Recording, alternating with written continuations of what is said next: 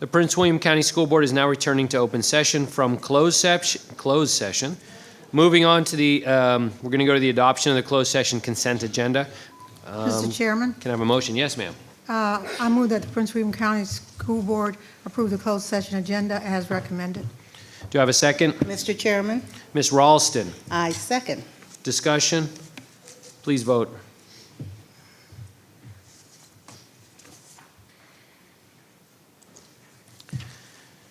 Moving on to the closed session certification, a motion is in order.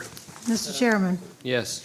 I move that pursuant to the Virginia Code 2.2-3712, the closed session of the Prince William County School Board meeting of October 3rd, 2018 be certified by adopting the following resolution. Now therefore it be resolved that the Prince William County School Board hereby certifies that to the best of each member's knowledge, 1, only public business matters lawfully exempted from open meeting requirements were discussed in the closed meeting to which this certification resolution applies, and 2, only such public business matters as were identified in the motion convening the closed meeting were heard and discussed or considered by the school board. Do I have a second? Mr. Chairman, Ms. Williams? second. Discussion? Please vote.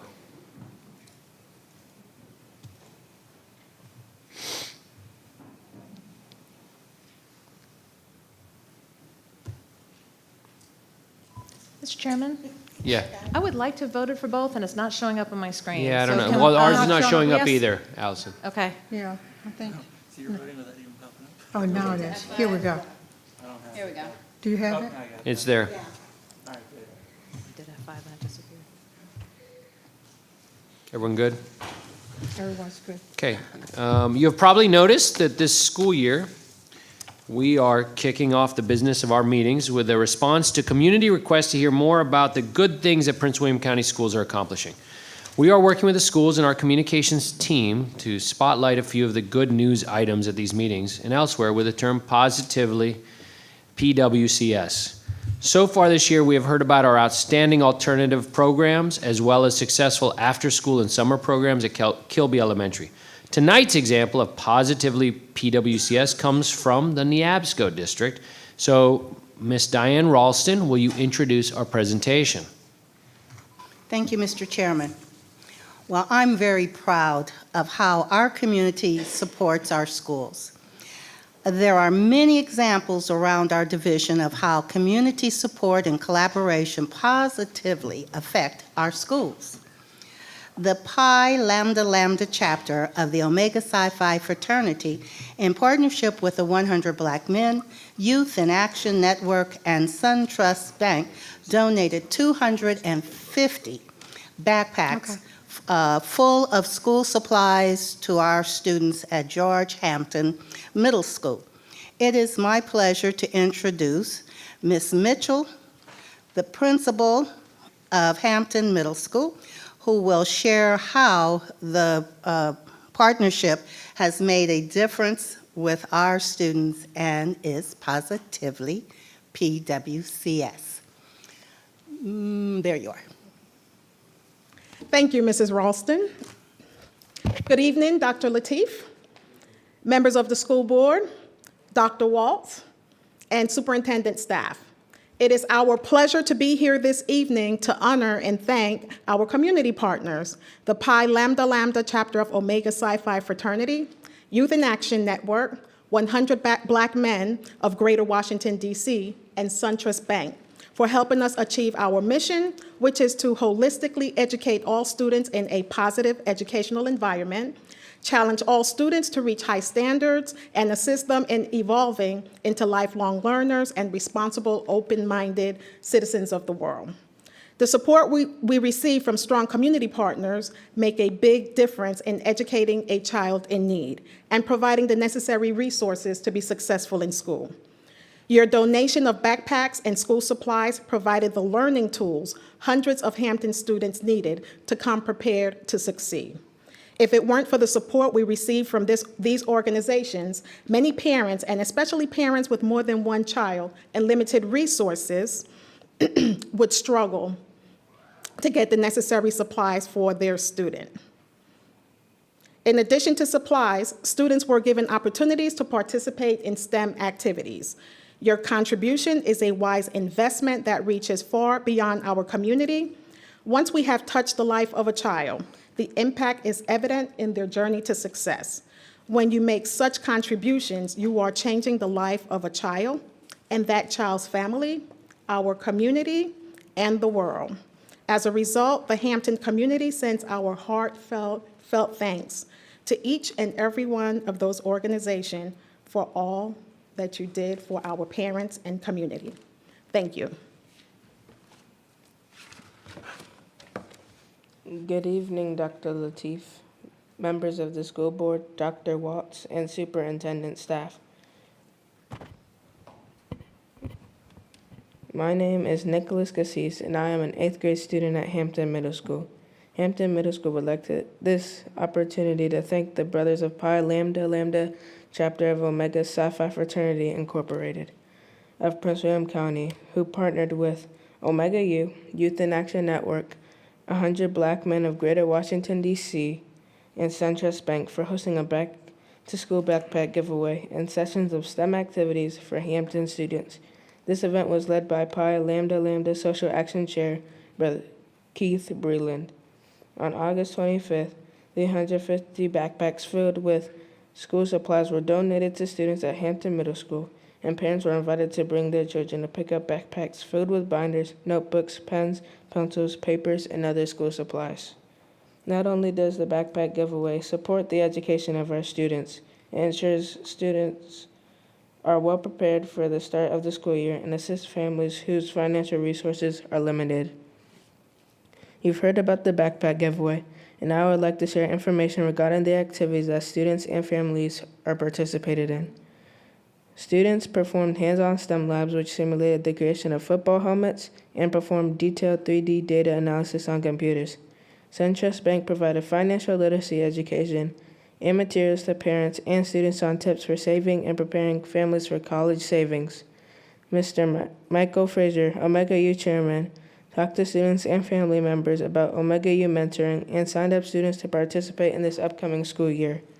Omega U was also at both of our back-to-school nights talking with students and family members. Educating our children takes a community. Hampton Middle School is proud to partner with Pi Lambda Lambda chapter of Omega Psi Phi Fraternity Incorporated of Prince William County, Omega U, Youth in Action Network, 100 Black Men of Greater Washington, D.C., and SunTrust Bank. Thank you for all you do for the students at Hampton. We truly appreciate your continued partnerships and contributions to our school and community. If any members of these organizations are in attendance tonight, please stand.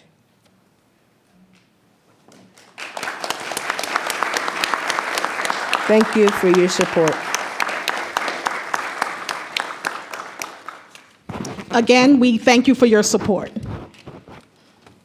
Thank you. Thank you. Appreciate it.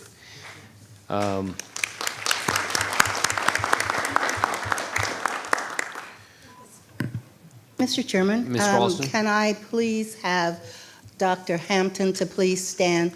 This comes from that very beginning for us at Hampton Middle School. Thank you very much for everything that you have done and are going to continue to do in our community. Thank you, Dr. Hampton.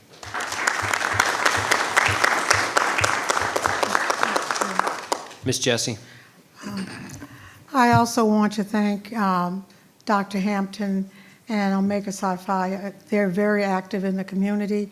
I was there for the backpack, and everything was just, I think the most important thing is how they tend to just work with various projects.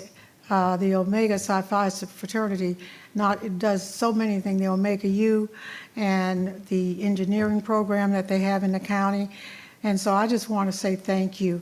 And Dr. Hampton, when you walked up that night and said, I want that school named after me, I don't have to have a new school, you brought newness to that school, and I want to thank you for allowing us to put your name on that building.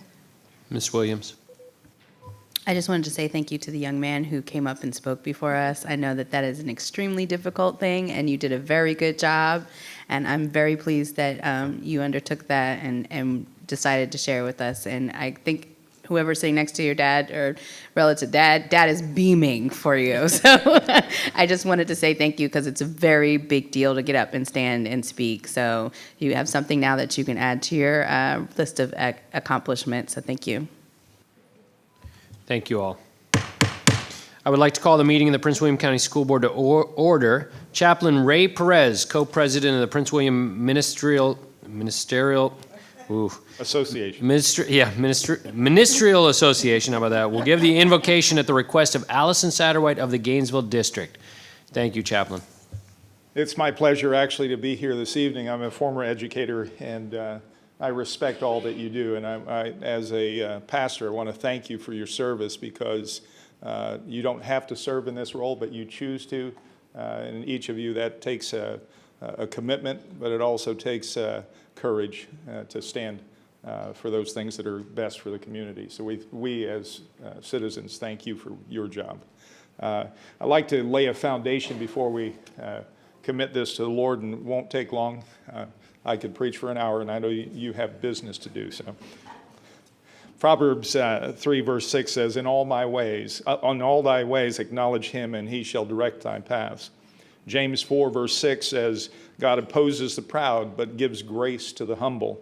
And then in James chapter 1 verse 5 it says, "If any lack wisdom, let him ask of God, who gives to all liberally and without reproach, and it will be given to him." And so we're going to ask that you as leaders have that kind of wisdom that is humble and gracious and wise. And for the citizens that are here, that they would hear counsel that is good. So let's pray. Heavenly Father, I thank you for these moments that we have together. I pray that, God, you would give all of these deliberations that need to be made your touch, that each member of this school board would have your wisdom, that they would have your humility, and they would have your grace.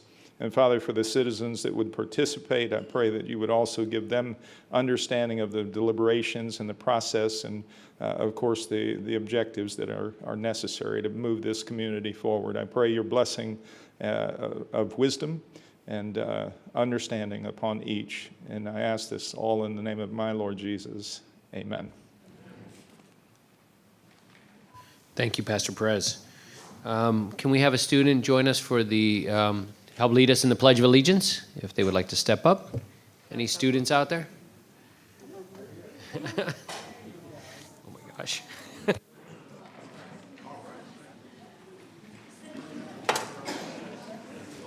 Like some help?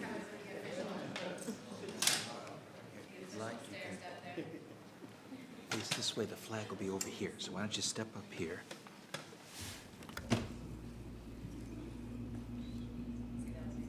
There we go. Can you get up there? There, how's that? I pledge allegiance to the flag of the United States of America and to the republic for which it stands, one nation, under God, indivisible, with liberty and justice for all. Book Bazan. Book Bazan.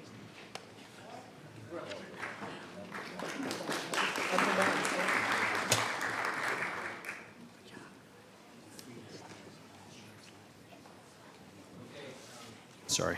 Moving on to the approval of the public meeting agenda. A motion is in order. Mr. Chairman, I move that we adopt the public meeting agenda as recommended. Thank you, Mr. Deutsch. A second? Mr. Chairman? Yes, Ms. Williams. Second? Any discussion? Please vote.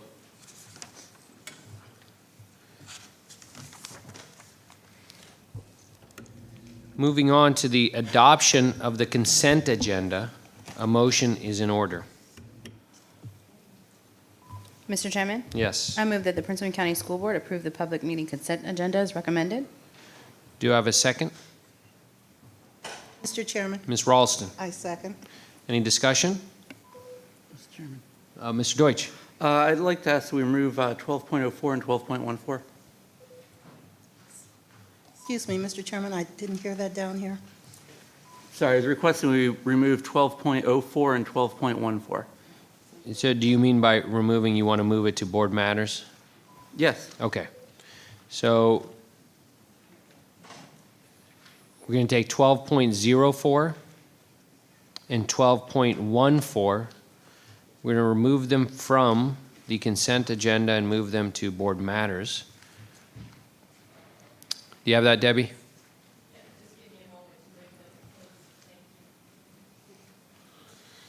Ms. Williams?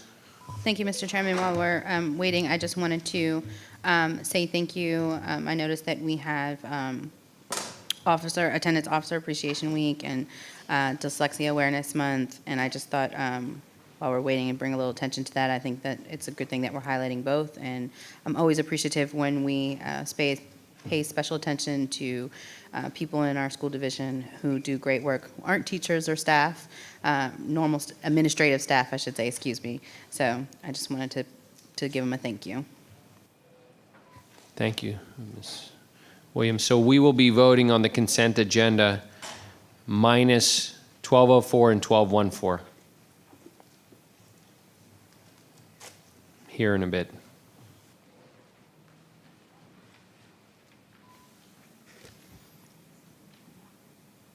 Mr. Chairman. Mr. Deutsch. Thank you. Since I didn't get to wear one of these awesome hats the last meeting, just wanted to recognize Red Ribbon Week, and I think we'll have more comments about that coming up, but it's really important coming up this month. Thank you, Mr. Deutsch.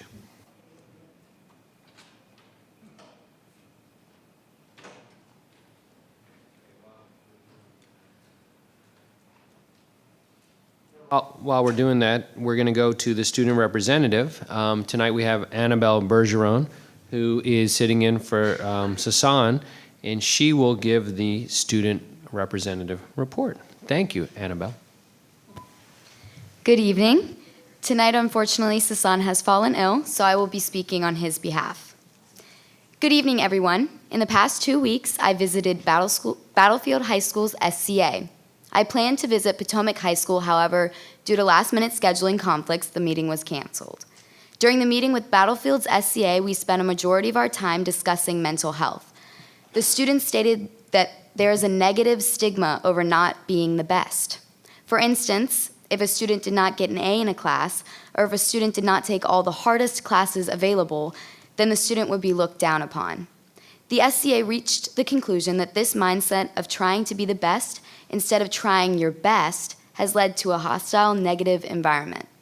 While discussing how to mitigate these overarching stressors of academic competition, the students look towards the counseling department.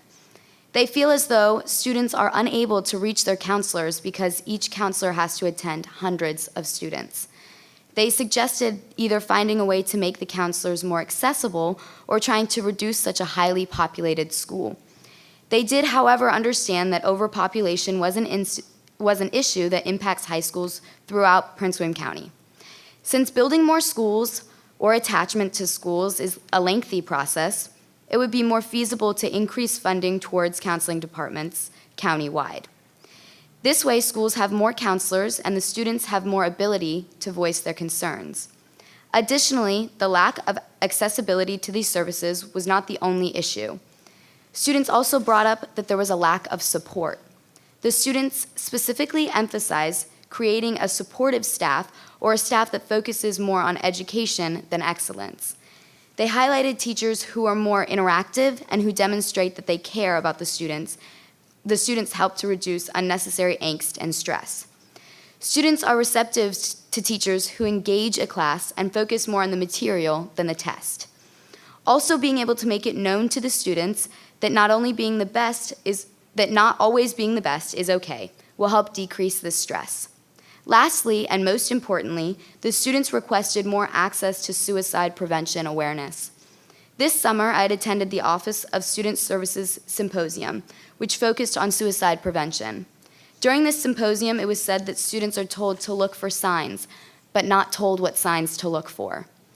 The school board has made tremendous strides in creating new resources where students can go when they see these signs. By creating another avenue for students to learn about mental health in schools in classes other than freshman and sophomore health and PE, a foundation can be built towards a more positive environment. Students can learn to be there for each other and make the most of their educational careers. Now, on a different note, the first ever student representative town hall will be at Patriot High School on October 11th from 6 to 8 p.m. The main topics of discussion will be student safety, mental health, and educational environment. The structure of the town hall will be similar to those of last year's town halls. As for future town halls, I plan to set them up periodically throughout the year in order to ensure that many students attend any given town hall. I look forward to seeing everyone at the first one. Looking towards future meetings with high school SCAs, the meeting with Potomac has been rescheduled. We're currently setting up a day for the meeting at Woodbridge as well, and Sasan will be heading to Colgan next Tuesday. Thank you. Will Sasan's be a town hall as well at Colgan? Yes. Okay. Did we get the vote up for a consent agenda yet?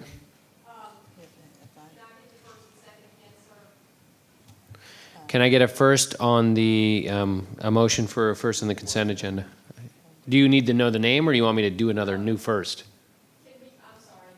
Can we get everyone to refresh F5, and then I need the first and second? That was me. Where's F5? Where's F5? What do I gotta do?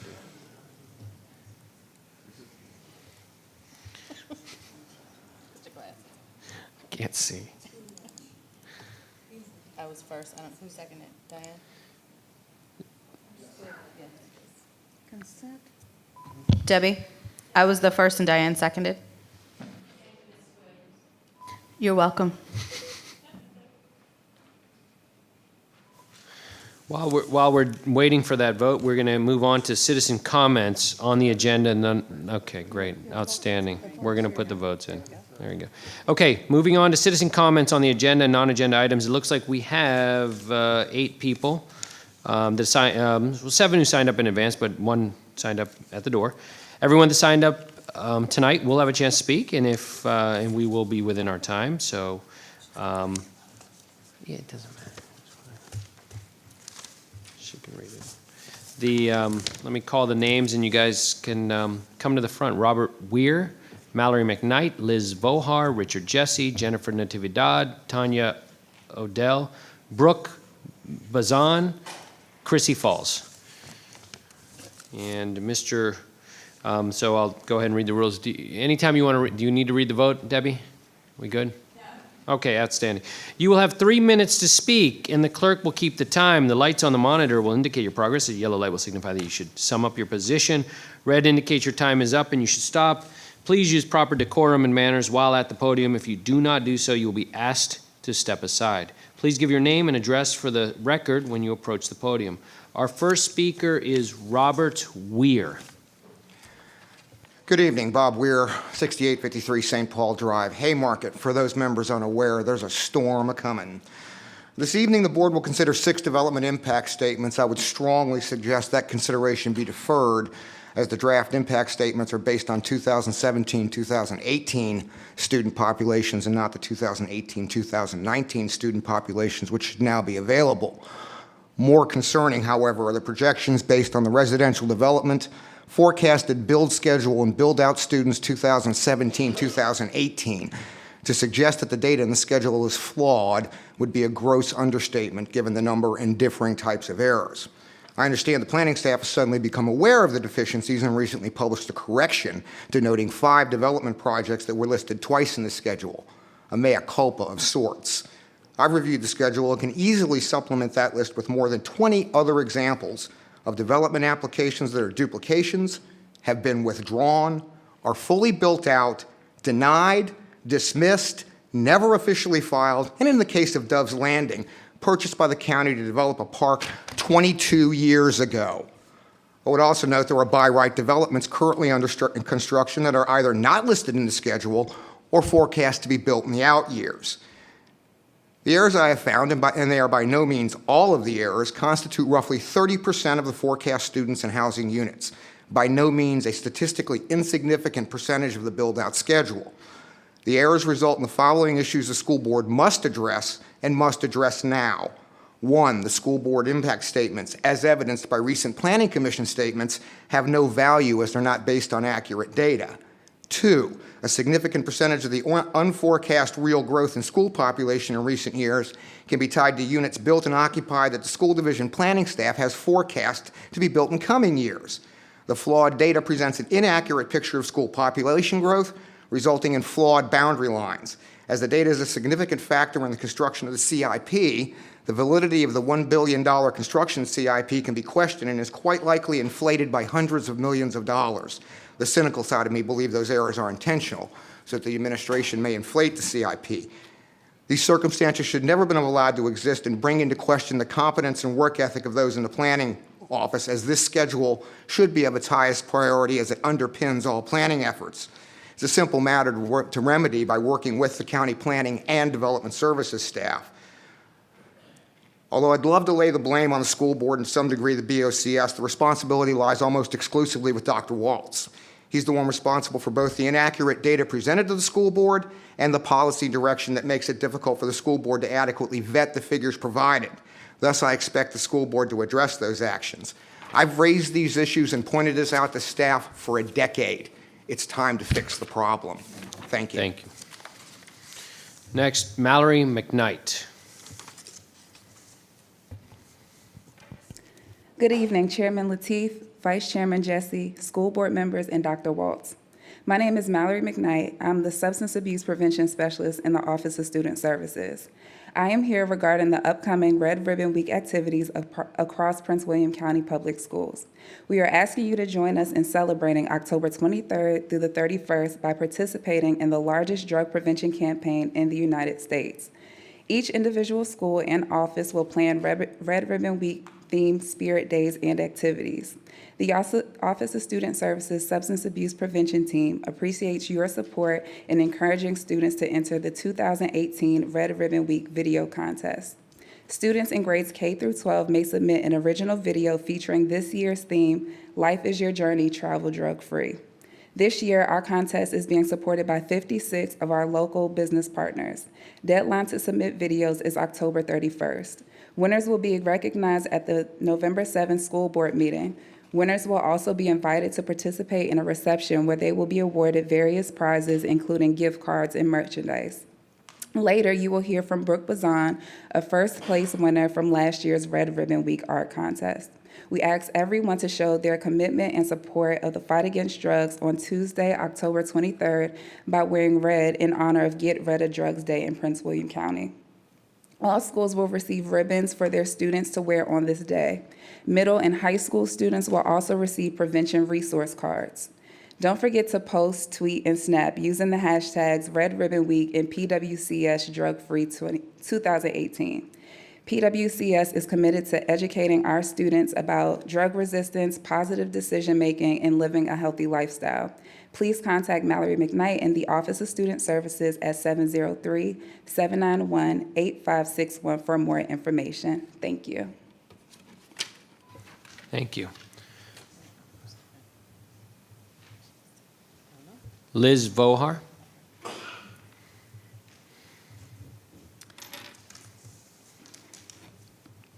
Good evening, Dr. Lateef, Dr. Waltz, and school board members.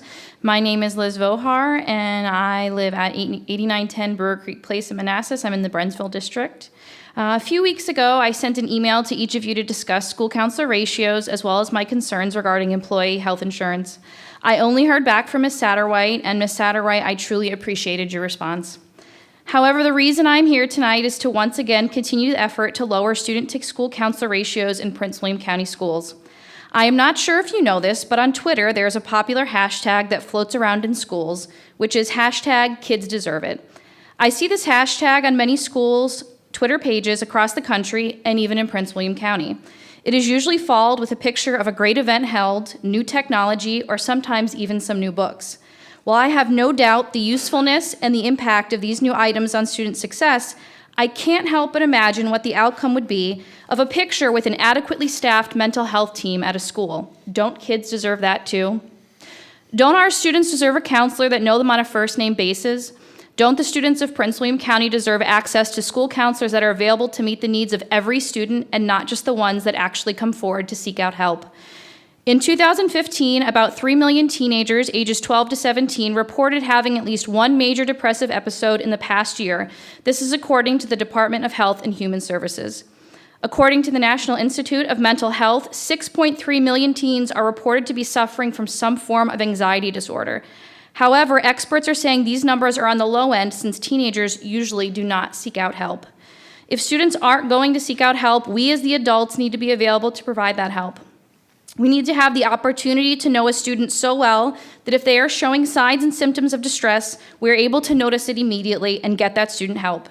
Whether that be providing one-to-one counseling, small group, or reaching out to the community to get the student an evaluation before something irreversible happens. At the most recent school board candidate forum, I heard both Dr. Lateef and Ms. Satterwhite talk about the critical unmet needs of school counselor ratios. This unmet need was talked about as a priority for you both because it directly impacts school safety. I'm hopeful that whomever is elected as school board chair, that they push for this change and that student mental health is treated as the crisis it is, and that we provide the students of Prince William County with the recommended school counselor ratio of 1 to 250, because after all, kids deserve it. Thank you. Thank you. Richard Jesse.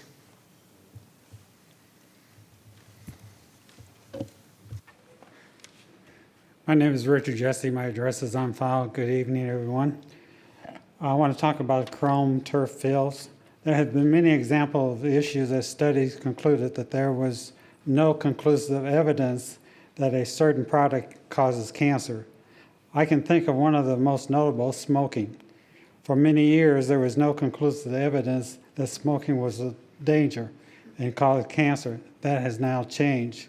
Unfortunately, some people decided they could trust the studies, and other people just smoked because they wanted to.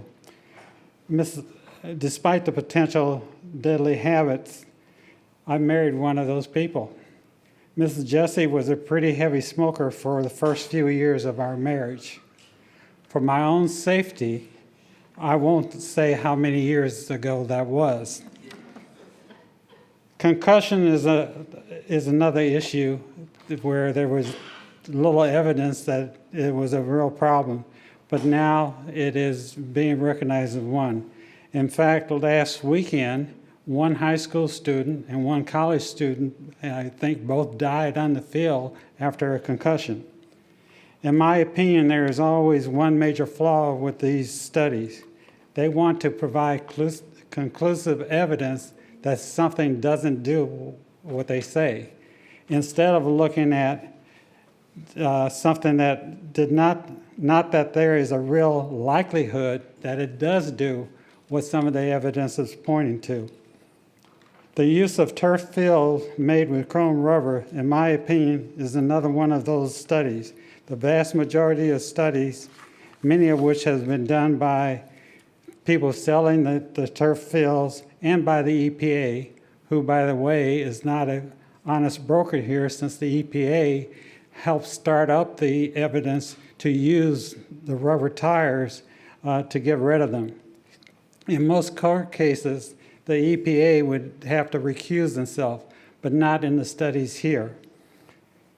They are not a reliable source. We have checked with a organization that knows something about the current study being done by the EPA, which is, they say, is grossly underfunded and limited in what they can do. I would just like to say that in our example, I would highly recommend that the school board does not approve any further use of chrome rubber fields going forward for the safety of our kids. I think it's better to be safe than sorry. Thank you. Jennifer Natividad. Good evening, members of the board, Chairman Lateef, Superintendent Waltz. My name is Jennifer Natividad. I'm the proud mother of 3 amazing children. I'm a registered nurse, and for several years I was one of your school nurses here in Prince William County Schools. I'm also a community leader in diabetes and the mother of a child with type 1 diabetes. I come before you to advocate for new language for your diabetes regulation 757-6. Type 1 parents should be invited to participate in this, and I'm deeply concerned, both as a mother and a nurse, by the restrictive language in the current regulation. Regulation should be used as a tool, but not to regulation should be used not as a tool to suppress or how students may or may not be able to carry their supplies and get their needed services. The purpose of these diabetes medical devices are to improve healthy outcomes and the quality of children's lives. They are easy to use, and children must not be forced to reapply these devices themselves out of a barrier at the school. Your regulation does not convey nor reflect the willingness or understanding to meet the needs of the child with type 1 diabetes. As a nurse, I expect your employer to safeguard your practice and train for your position and allow you to practice within your full scope. I think that's important to say, within your full scope as a nurse, but most importantly, to keep your clients safe, and that is what I'm asking for you to do. Keeping current is part of our duty. The University of Virginia is conducting a pivotal trial for the newest advancements. I know this because my daughter is an active participant. These updates are coming rapidly, and a simple shot of insulin cannot nearly replicate the precise amount of dosing and adjusting that we are so excited about. Please see this as I do, as an opportunity for the state of Virginia to lead the way in diabetes management. In closing, and in all future action, I ask that you give the families a voice, keep current, and promote collaboration. It is for the stakeholders and these decisions that affect us most. I look forward to these improvements, and thank you so much. Oh, I have more time. I have some visuals that I think are important, if I'm allowed to show you what it looks like. This is an insertion of a set, and it's just a little tiny piece of plastic, and I'd be happy to pass it around. It's not been used, and if you'd like to see it, I'd be happy to pass it around. Is that allowed or no? Okay.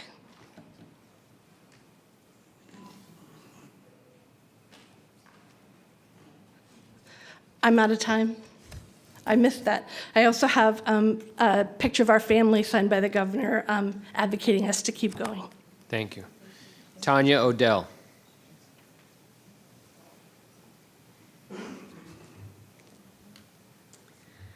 Good evening. My name is Tanya Odell, and I'm the program manager for the New Horizons program with Community Services Board. And I'm here today on behalf of our behavioral health wellness specialist, Heather Martinson, who could not be here this evening. And I'm here to sort of piggyback off of Mallory and just to sort of highlight the collaborative relationship that CS has with the Prince William County Schools. We have been partnering with them since 2000 for Red Ribbon Week. We have been providing red ribbons and printed information for all 100 schools, and we've been working with the Student Assistance Program Specialist to create the toolkits and packages for them to distribute. We also will have available, if the schools choose to want them, prescription disposal bags available, and we would just have to be able to host an information basket, sort of what those are and how to use them. Again, we just want to continue to highlight the continued partnership with the school systems to provide prevention services in the schools and greater community. We recognize that the schools are one part of a larger support network for our residents and are often asked to provide a lot more than just educational services, especially these days. We hope you will continue seeking collaborative partnerships to provide behavioral health services in our community. And just to highlight an upcoming community event, it's Substance Use, Abuse, and Addiction, What Every Guardian Should Know or Needs to Know. And it's going to be on October 22nd at 7 p.m. at Colgan High School, and I believe it's being co-hosted by Mr. Deutsch and Supervisor Marty No. There will be resource tables and dynamic speakers from Steered Straight who will share their journey from substance use to addiction to recovery. And they will also be providing local updates on opiate-related issues and substance abuse trends. And she also wanted me to make sure that you guys were familiar with the KnowRx, so it's KNOWRX.org website, and that's just a place where you can go to get lots of different resources and information about substance use. And Yes, so, and all those packages will be out to the schools by October 17th. So, thank you.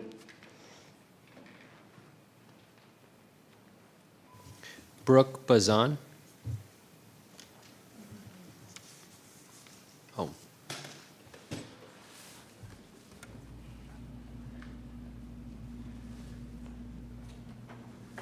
There you go.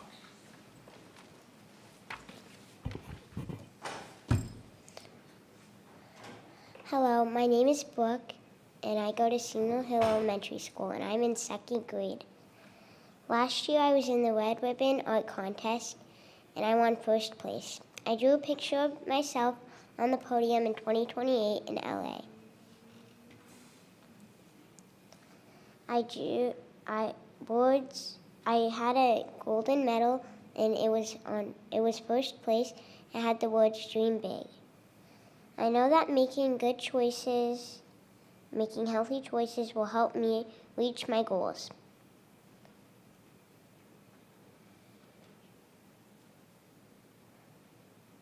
As a winner, I was very excited to get gift cards to some of my favorite places.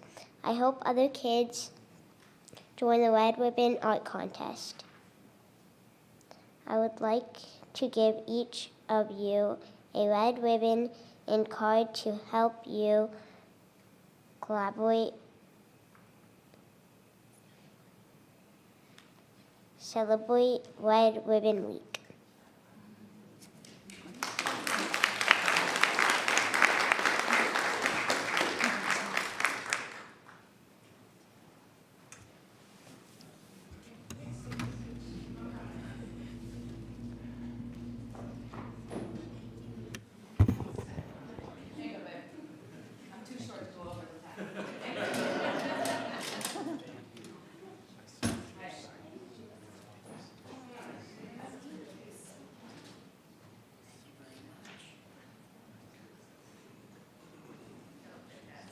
Happy to have more citizens give us gifts. Thank you. Next will be Chrissy Falls. My gifts come at the next meeting. Good evening. My name is Chrissy Falls. My address is on file. I'm going to kind of piggyback off of them, even though they said everything I was going to say. But just to elaborate more, last year we were here, I was giving you horrible numbers of deaths and overdoses. I'm not going to do that.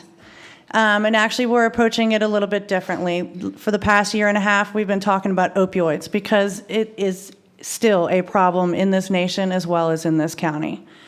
So this year we're focusing on the word addiction, helping people understand the word in itself and how it actually happens.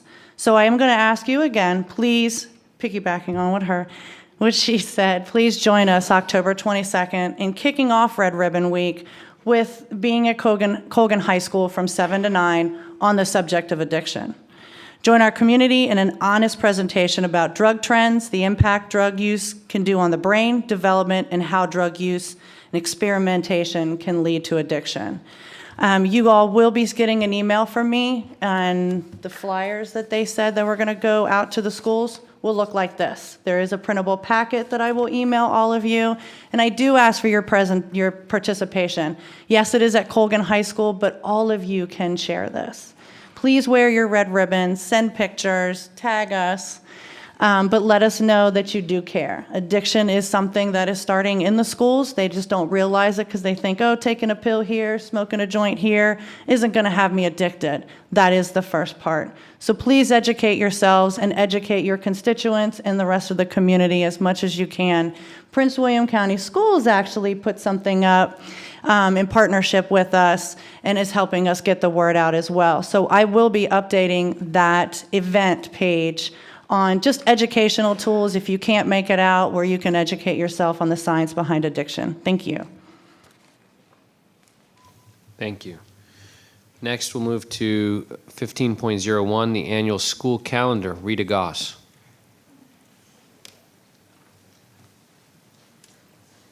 Good evening, Chairman Lateef, school board members, and Dr. Waltz. Tonight, Dr. Casada, the Director of the Office of Accountability, will present the 2019-2020 Annual School Calendar Development Process and our calendar options for your consideration. Dr. Casada?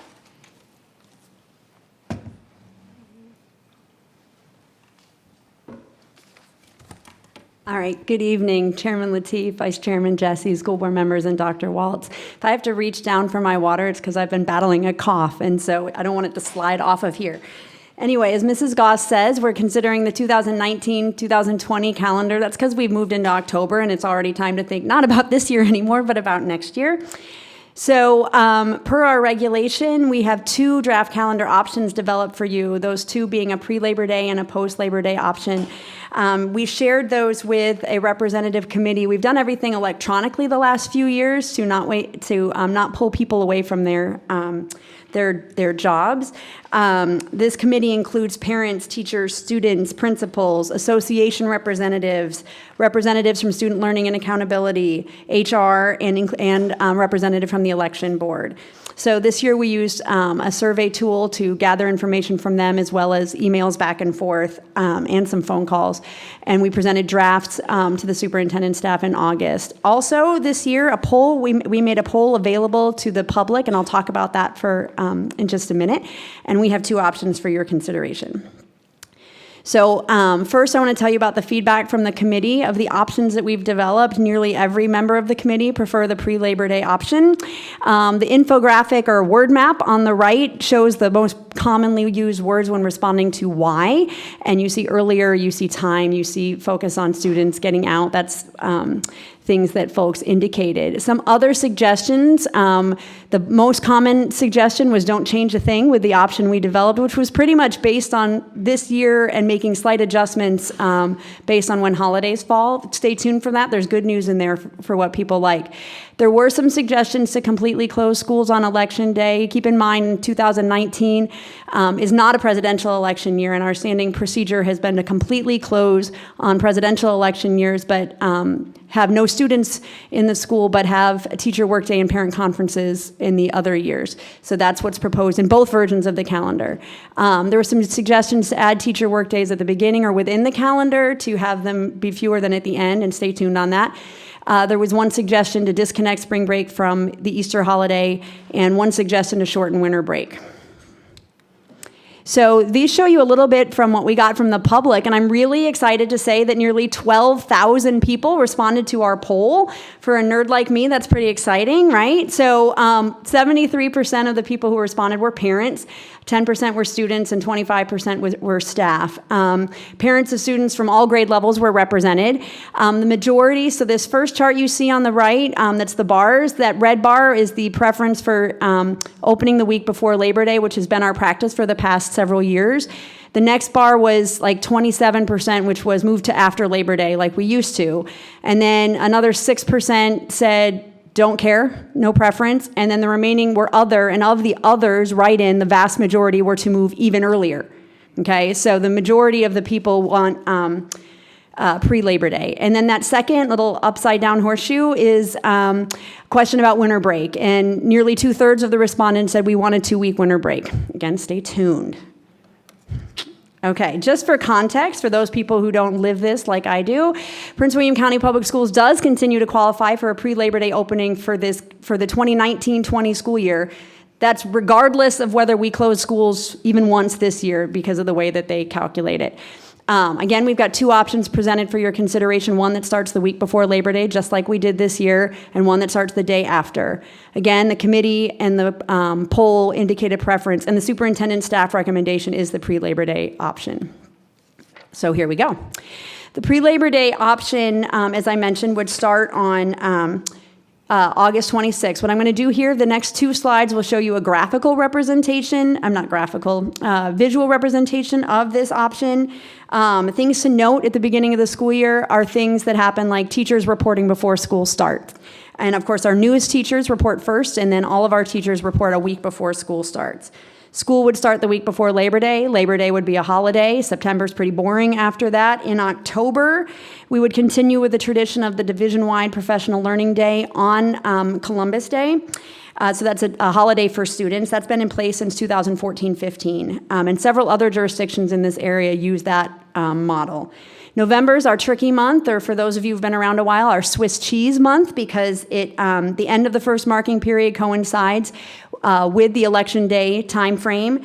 And then Veterans Day would be on November 11th. That's next year. It would be observed on its actual day.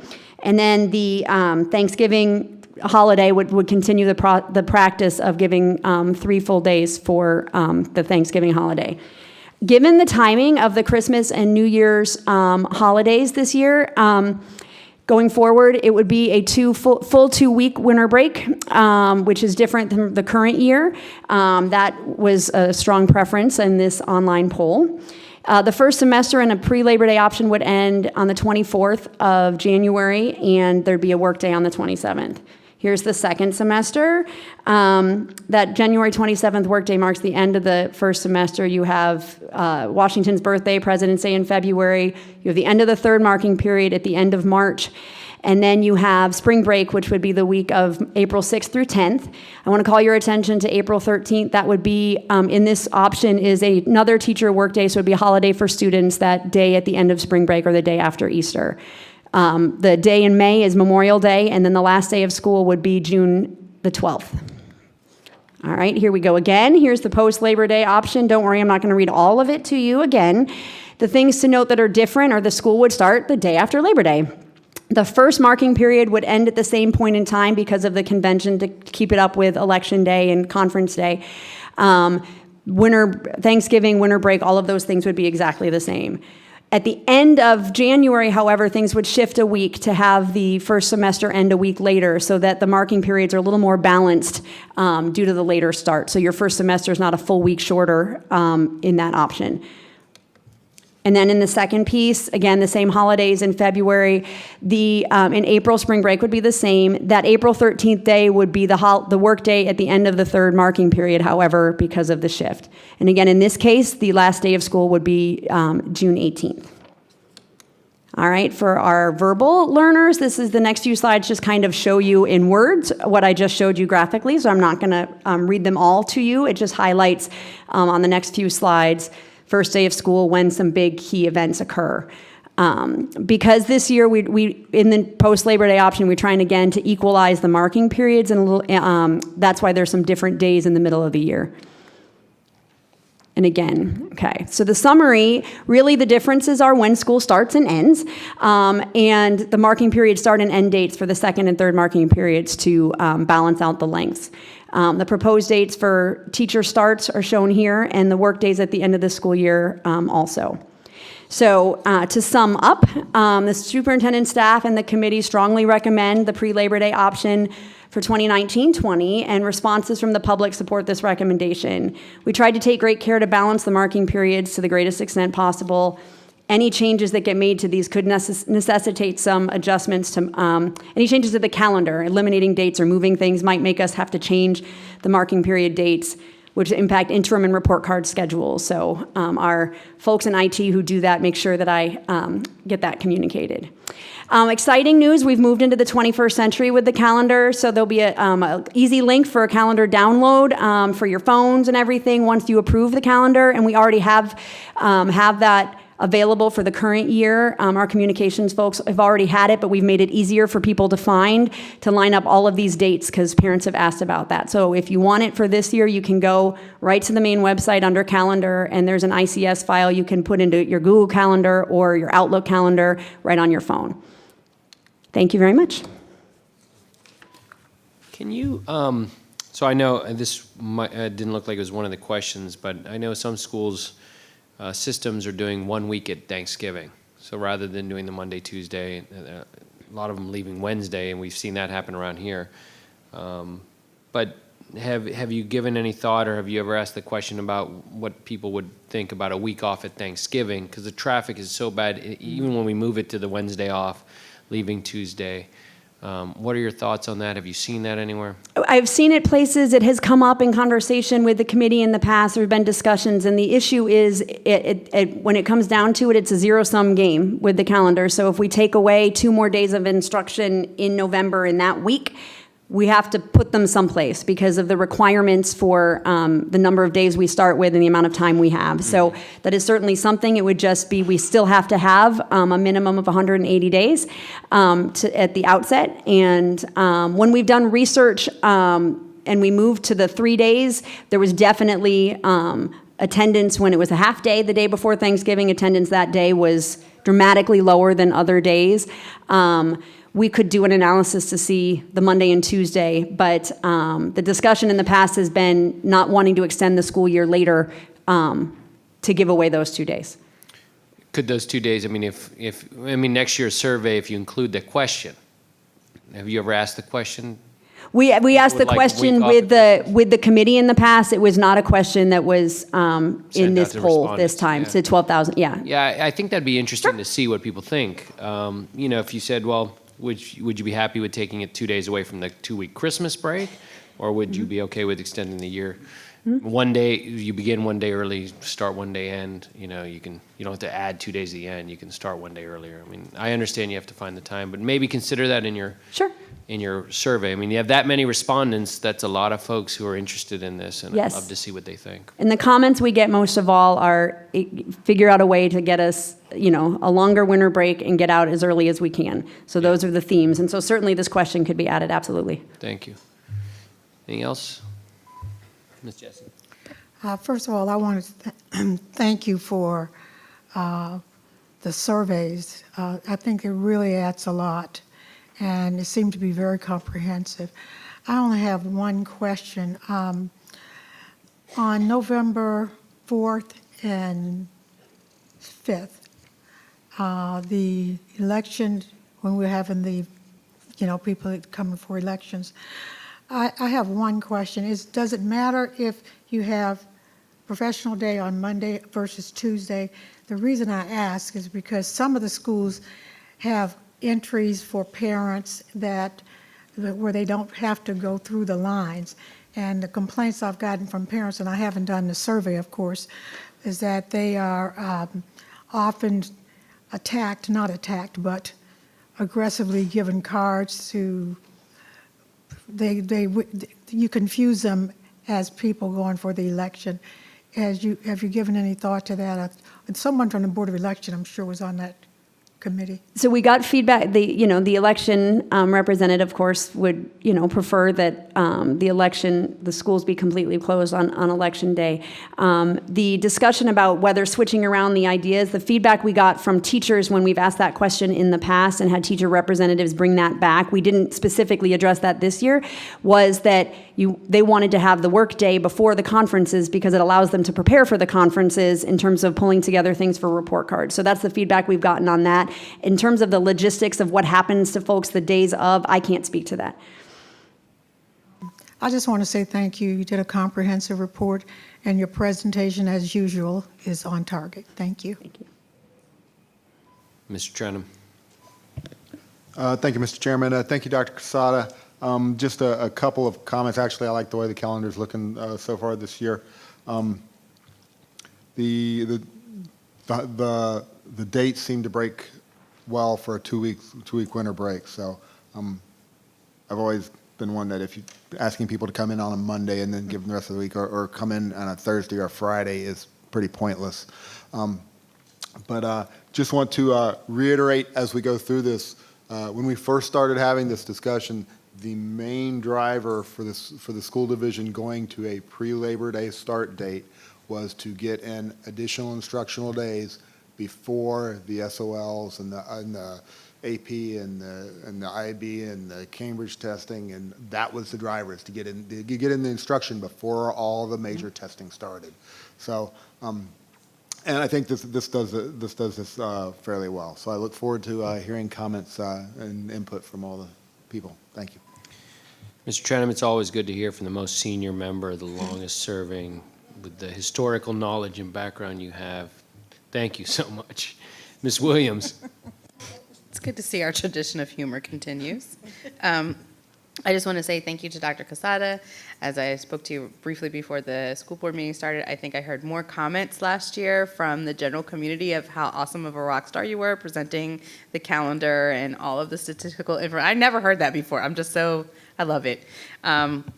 And personally, as not only a board member, but as a parent who will be around for the next 12 years with my kindergartner, I love the pre-Labor Day start because of those reasons. I mean, it does pay off dividends for having students who are able to prepare, and I feel like there's less time at the end of the year that they're trying to not learn as they normally do when school gets close to ending.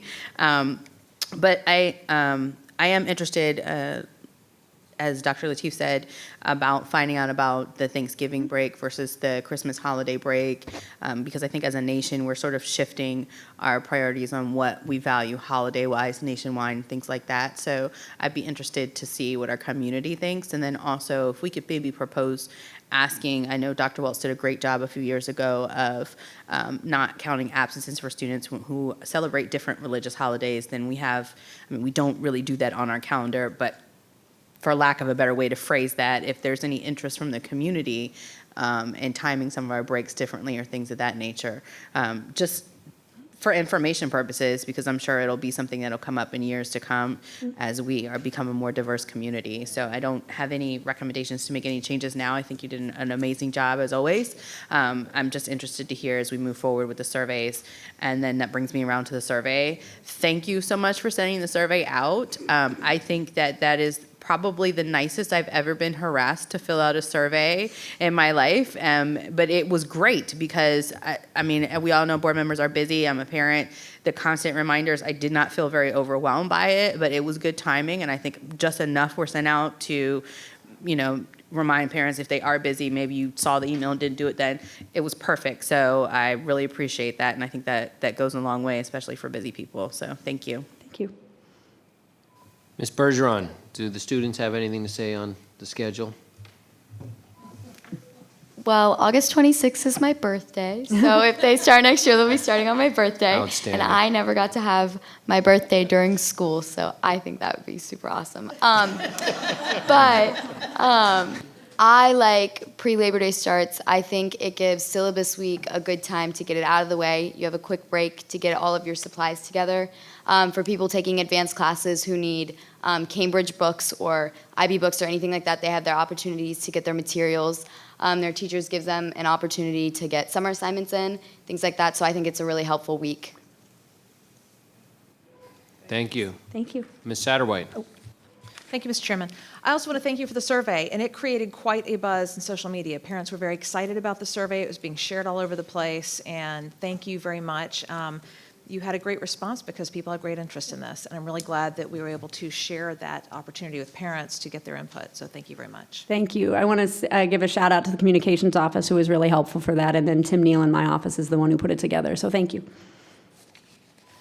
Outstanding. Thank you so much, Dr. Casada. Thank Ms. you. Goss, excellent. We'll move on to 1601, Finance Support Services, proposed rezoning, 1601, 2, 3, 4, 5, 6. Mr. Mallard. Are we having a presentation on this? Or? Okay. Well, Mr. Chairman? Well, Gil, Mr. Trenum. Thank you, Mr. Chairman. I would suggest that, and actually I'd just like to go ahead and make a motion that we defer on all 6 of the rezonings for at least the next 2 board meetings for a couple of reasons, and I'll be glad to explain those. But the one, as has always been mentioned, is we're getting ready to get updated attendance figures, so that will go into the projections as well and give some updated data. So that's a good one. Also, the joint CIP committee between the Board of County Supervisors and the school board, we're discussing some of these issues right now. We're going to have a presentation on it at the next joint CIP meeting, and I think as we get a chance to educate some of our counterparts on the Board of County Supervisors and on the Planning Commission, as far as the way we do our projections, and also and where some of the data comes from, I think it'll be a more impactful I think the impact assessments will be better understood and more impactful.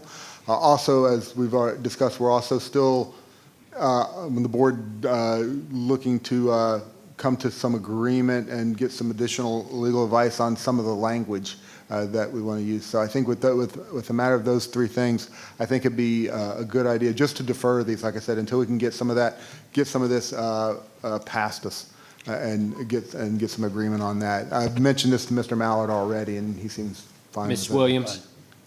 I'd like to second that motion. So we have a motion by Mr. Trenum to defer these things. I'm going to ask the parliamentarian, can I do this like I did last week with unanimous? Actually, Mr. Chairman, Yeah. if no one makes a motion to take them up, then they aren't before the board. Just because it's listed on the agenda, it still requires a motion. So you don't need to move to defer them. You just if nobody moves to take it up, then it's automatically deferred. Okay, so I like this guy. This is outstanding. So thank you. Does anyone have any discussion on this? Ms. Williams? I'd like to piggyback off of what Mr. Trenum said. This was brought up for discussion between the joint board. For those who are unaware, that is a joint committee that is made up of 3 representatives from the school board. It would be myself, Mr. Trenum, and Ms. Jessie, as well as 3 representatives from the Board of County Supervisors, Mr. Canlin, Ms. Anderson, and Mr. Principe, and we're served for 2-year terms that rotate.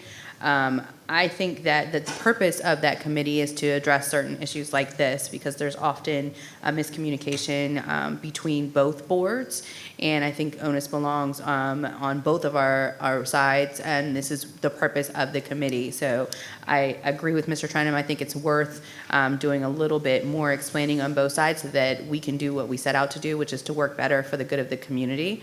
As we all know, what we do from the school board side, we provide projections which are not meant to be set in stone numbers. And I think that the Board of County Supervisors provides us with the information we need to get those projections. So I think in taking our time to work together a little bit better to further our understanding will be a benefit for all of us. Ms. Jessie? I also agree with deferring this. I think we're really growing. We're at the formative stages, and I think this joint committee has made us realize it. And I think for me, when the raised land and raised regard was the first time it really was brought to my attention, I had to spend a great deal more time thinking about our impact statement. So I would like to say that earlier we talked about the projections and how off the projections are. And I will tell you as a principal, the projections sometimes are off, but I think that the facilities, you guys do a good job of really trying to deal with. This county, my husband and I have been here. By the way, he did say I smoked, by the way.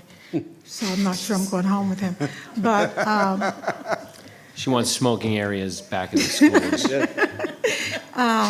But my husband and I have been here for since the early 70s, and we have seen how this county has grown. We went through the 45-15, I think, Wayne, you went through that. Yes. And all of a sudden, this little bedroom community just went like that. So trying to keep up with all the housing and all the movement of the commercial buildings, which has impacted our space availability, I think is a lot. And I think we're beginning to get a grasp on that, being in that committee, on that joint board. Thank you. I think Ms. Williams, once again.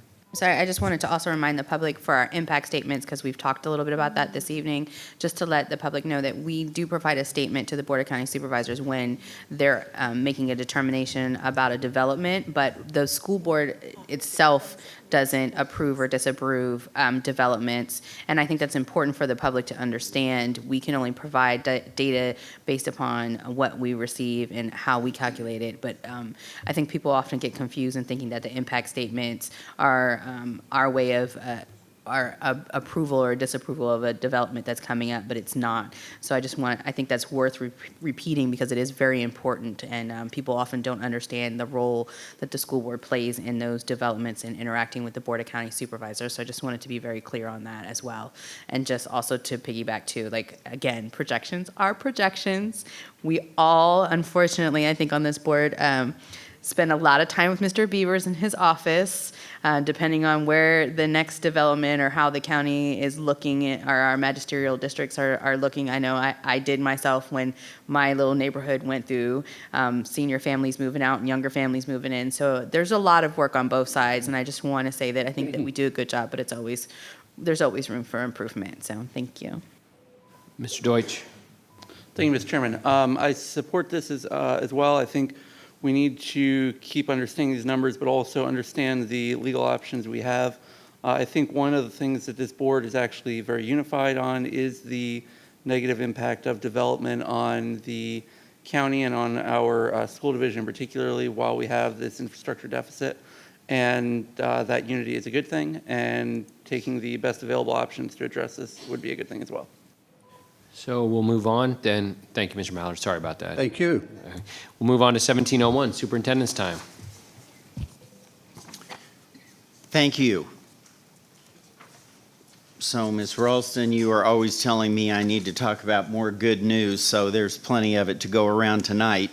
I'm extremely proud to announce that 100% of our schools have earned accreditation.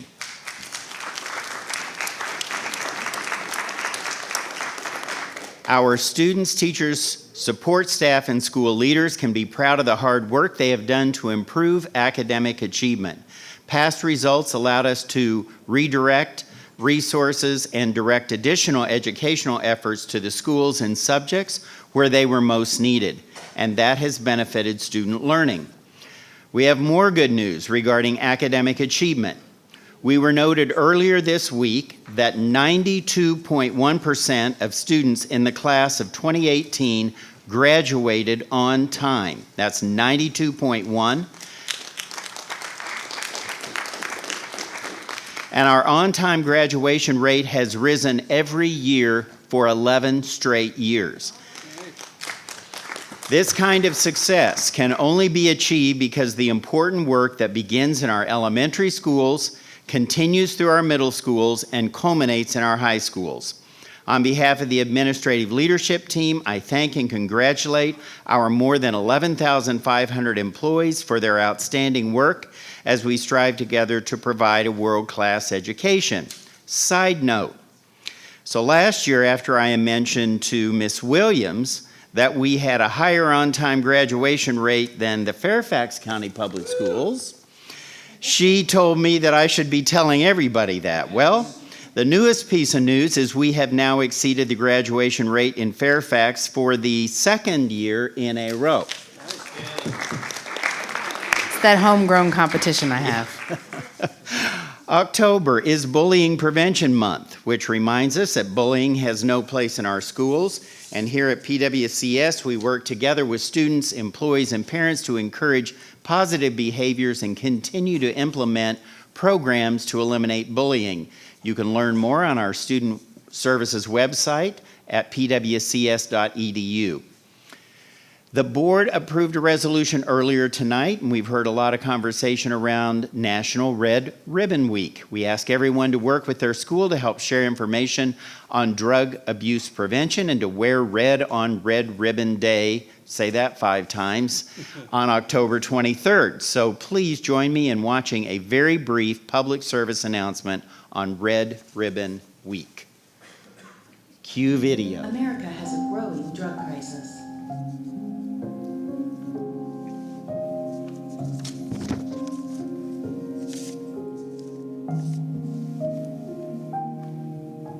Fight back along with Prince William County Public Schools. Wear red to show your commitment to help our schools and community get rid of drugs. All right.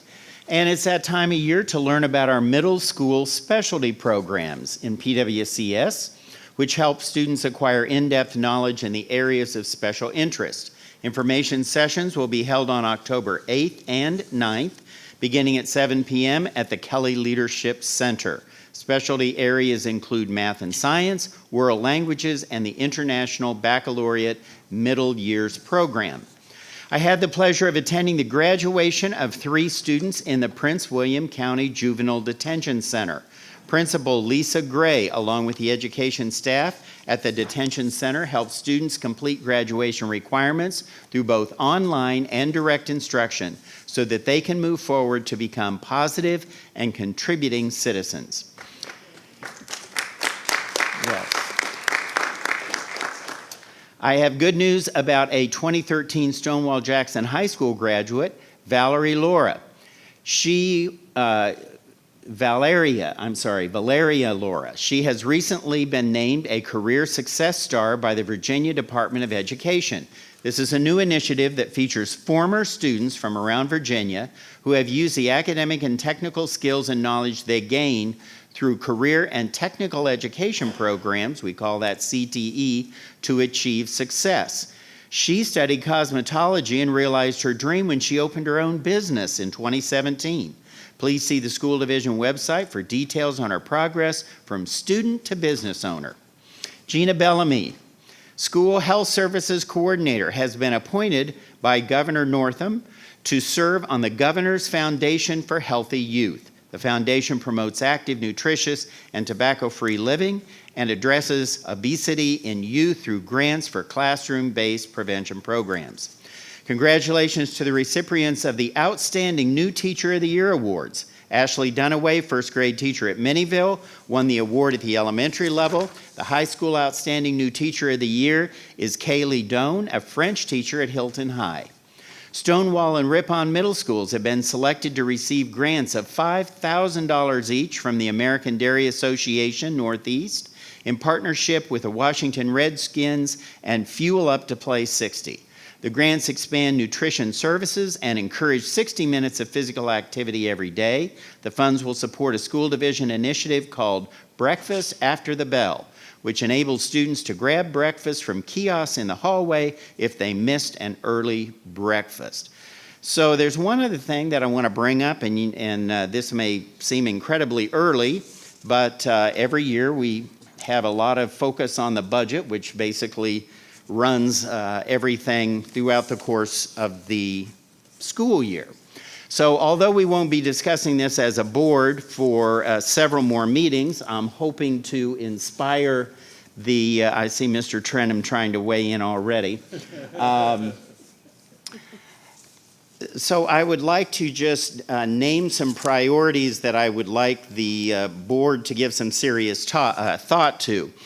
In the Code of Virginia, the superintendent, it's incumbent upon me to present a budget of what I believe that the school system needs. So that's the superintendent's proposed budget. Then it moves on to the school board, and the school board can accept as is or modify what is in that budget, and it becomes the school board's budget, and then on to the Board of Supervisors.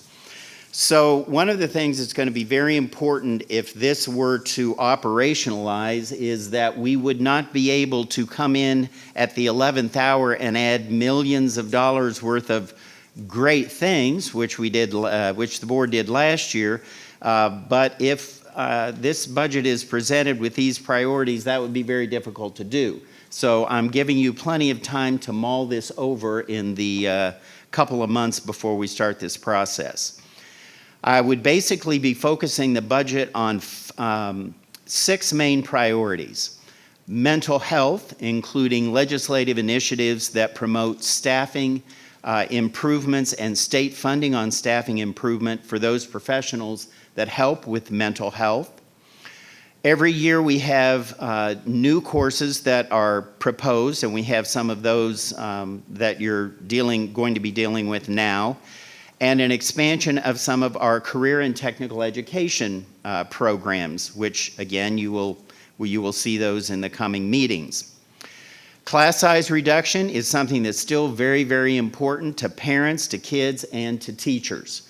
So I know there's research on class size reduction, and certainly at the elementary level I think we're in pretty good condition, but there are certainly a number of middle schools and especially high school classes. And if you're a teacher and you have 30 students or 33 students in your room versus 25, it makes a whale of a difference on the kind of interaction and feedback that you can give. So trying to continue the class size reduction and also see if we can especially do a little bit more at the secondary level.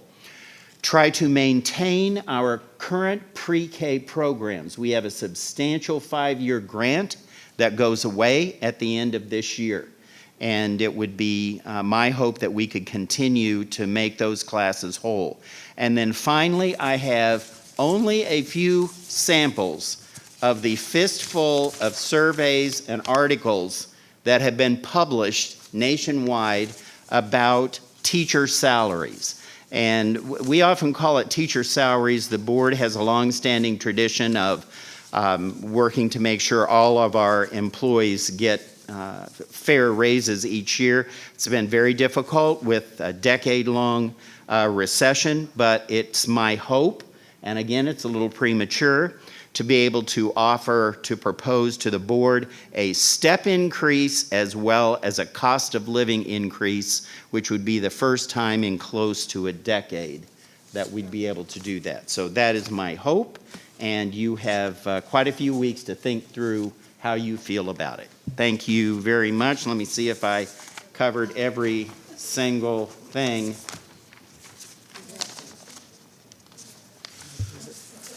I think that's a wrap. Thank you very much. Excellent. Thank you, Dr. Waltz. We will move on to board matters. 18.01, acquisition property to allow completion of the Aquan Elementary School replacement. I need a motion, yeah. Mr. Chairman, Mr. Deutsch. I move that Prince William County School Board authorize the agreement of sale to purchase .6144 acres of land for the Aquan Elementary School replacement for $865,000. Further, the interim chair at large and clerk are authorized signing necessary documents pertaining to the agreement, subject to approval as to form only by division council. Do I have a second? Mr. Chairman? Ms. Williams. A second? Any discussion? Please vote. Oh, I'm sorry, Ms. Jessie. I just wanted to make a comment that as we look at the CIP, and I think Mr. Mallard understands this, that I will be looking at this property will allow us to make some adjustments, but I will be relooking at the actual rebuilding of that school and the use of existing land and perhaps move the date up a little bit. So I just want to make sure it goes on record. Thank you. Go ahead and please vote.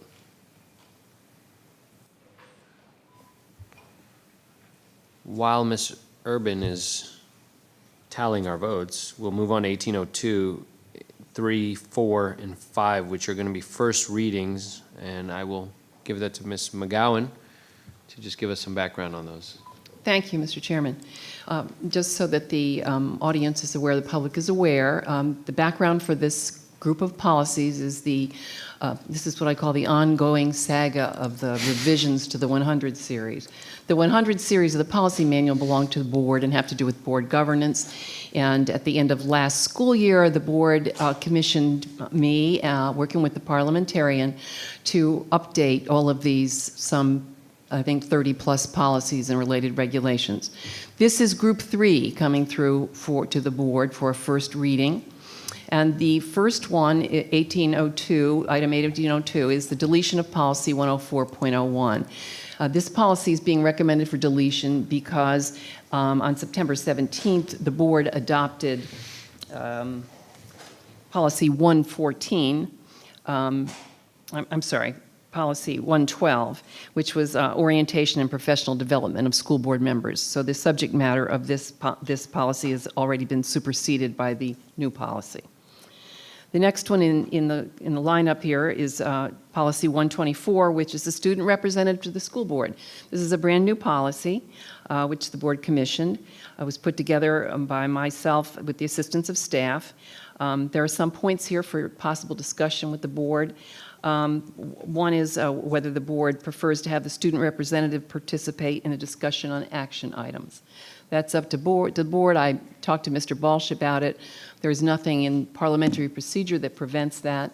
While the board, the student representative may not legally vote on any action item, it's up to the board to decide whether you would like their input on action items, similar to what you did this evening on the calendar. Another item for discussion there is VSBA attendance, which Ms. Williams requested be added. We checked with the VSBA, and we have amended the proposed policy to allow the student representatives to attend the session that's specially held in Williamsburg by the Virginia School Board Association for school representatives, student representatives, and also to attend the follow-up general session.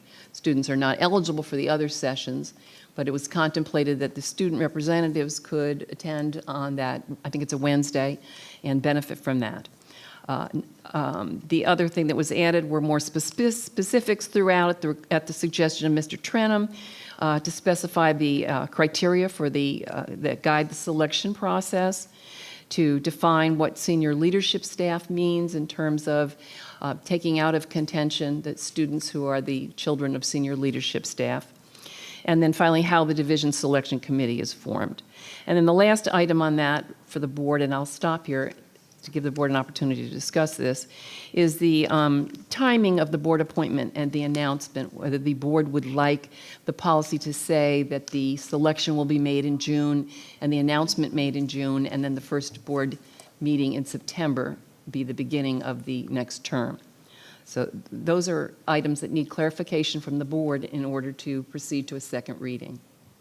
The board can either give me their feedback this evening, or you can send it to me electronically. Ms. Williams. Thank you, Ms. McGowan, for all of your assistance with these policies. I think, unless another member of the board objects, I think that after going through the first year, it would be extremely beneficial if the board or if the student representative was picked before school year end and be allowed to be at the last school board meeting of the year, so that at least they could interact with the outgoing student representative, and the board has an opportunity to meet with the new representative for the next calendar year. As we heard from the student representative last year, there's sort of a disconnect there, and I think it would really enhance the position if the outgoing and the incoming had an opportunity to meet and speak with each other. I mean, we do that ourselves as a board if the two members are willing and able to do that. So I don't see why our student representative wouldn't be afforded the same opportunity. Point of order, Mr. Chairman. Can we have the previous vote read for the record and the benefit of the public? Previous vote? Well, did Yeah, it was never read. Ms. Urban, did you tally up the vote on Occoquan Elementary? It was 8 yes, unanimous. Thank you. Ms. McGowan, you want to move on to one? I wanted to. Oh, Ms. Jessie. On the student representative, one, I noticed in the policy that we talk about them having a staff person to advise and that type of thing. One of the things that I noticed last year was that our student representative would have town hall meetings or meet with various people, and they would make recommendations, and then she would go to various people and to superintendent staff and ask that certain things be taken care of. I'm wondering if somewhere in your policy, Mary, that we could at least indicate that it's not just advisement from the staff representative, but perhaps advisement from the school board chair. I'm sure that they would come to us, but I would like to see that in writing, if you don't mind. Be happy to add that, Ms. Jessie. Mr. Chairman, Ms. Ralston. I either got lost someplace as Ms. Jessie was talking. Maybe you can go back and clear it up for me. You're saying that the student, were you talking about the student? Yeah, we're talking about the student. Yes. So, yeah, so that this, I think Mary, the student can go to staff for information, but also should have a relationship with his board chair on when making advice and counsel, when they're doing town halls and things like that. Okay. So this is the first reading, so we'll tighten it up over this next 2 weeks, and you'll get emails for it, and we'll go through it over the next 2 weeks, so that when we come here for the second reading, we should be just have it all hashed out. Thank you. We'll go down to the next one, which is 131, Policy 131. Policy 131 is the annual organizational meeting. It has been moved within the policy manual to the correct section on school board meetings. Accompanying this is the deletion of the former policy 121 organizational meeting. This is basically a revision of 121 and renumbering as 131. So we've added statutory language here regarding the selection of the vice chair, the superintendent's designee, the clerk and deputy clerk.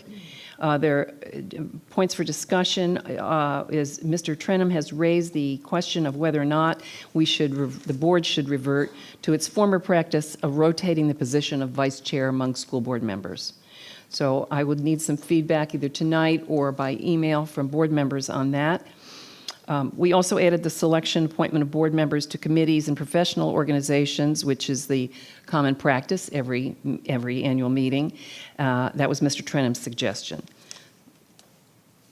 So that is all on that one. As I said, I need feedback on the vice chair rotation from the board. So we'll do that online over the next couple of weeks. 132. 132, the last one is regular, special, and closed meetings. This has been updated. It's former policy 131, now policy 132. This is another joint project with Mr. Balch. We added specific statutory language to special meetings, which are required by FOIA regarding notice to the public. Now, we already do this as a practical matter, but we put it here in the policy. We added at Mr. Trenum's suggestion, very good suggestion, addressing how meetings are canceled when we have emergency situations like snowstorms, et cetera. This situation came up last year. And the suggestion is that this be done by the board clerk through the normal polling procedures allowed by FOIA, which are incorporated in policy 137. And then the last thing I'd like to mention on this, as reference to this particular policy, was that Mr. Balch has a board memo, which we're going to get out to the board before the end of the week, on other ways in which the board can improve the efficiency of the meetings, basically kind of parliamentary observations about methods that the board can use. So the board will have that to think over as well. And Mr. Balch, I know, would also be available next meeting to answer any questions that you might have. Mr. Trenum. Thank you, Mr. Chairman. Two questions, and it's actually not about any one of these policies specifically. The first one is a general question, in that I know when we were doing the 100 series policies, we were canceling a lot, or trying to delete a lot of regulations and roll the regulations into the policies. But there, I think, are a couple of instances where we do still have regulations. The question I have is from whatever perspective you want to call it. Normally, regulations are the purview of the superintendent, and policy is the purview of the school board. For these 100 series policies, since those are board operations and things like that, who controls those? Who approves those regulations? Mr. Trenum, you suggested early on a couple of these, and I tell the public that you were my best editor here, that you noticed that we still had a couple of regulations. Right. After that observation, I rolled all the regulations into the policies. Well, that solves the problem. Yep. Second question I have is, I think it may be one of our IT folks, but I noticed item 1807 came up as a voted item, and we haven't got there yet. Where do you see that? It flashed up on the screen just a few minutes ago, and we're still back on 1805. Do we know how that came up that way? And what? Because the clerk was manipulating the agenda, if you must know. Oh, okay. So we didn't vote on that yet. Roger, okay. I was just... That remains to be seen. Full confession here, when I was trying to hurriedly move those agenda items down per Mr. Deutsch's request, I neglected to uncheck action consent, and place action. So we'll see how that goes when we get there. Okay, that answers I'm my sorry question. about I just that. saw it flash up, and I'm going, wait a Yeah, minute, I'm we're not there sorry. yet. Yeah, So, I was trying to fix it before y'all figured worries. it out, but you caught me, Mr. Trenum. No worries. Okay. Thank you for the first reading, Mary. We will go on to Special Education Advisory Council appointment for the Potomac District, Justin Wilk. A motion is in order. Justin, would you like to read that motion? Yeah, Mr. Chairman. Mr. Wilk. Yes, I make a motion that the Prince William County School Board approve the appointment of Sherry Stewart as the representative for the Potomac District on the Special Education Advisory Council for a 2-year term. I do want to add that the previous person who served on this position, Ms. Salonia Miles, has done an outstanding job as a parent of a special needs child like myself. She has represented the community with dignity and grace. She has done such a great job that the community of Dumfries elected her to the town council. So she has other responsibilities now, but she will still stay involved in this community representing special needs families. But that is my motion. Do I have a second? Mr. Chairman, I'll second. Mr. Trenum, second. Do we have any discussion? Please vote.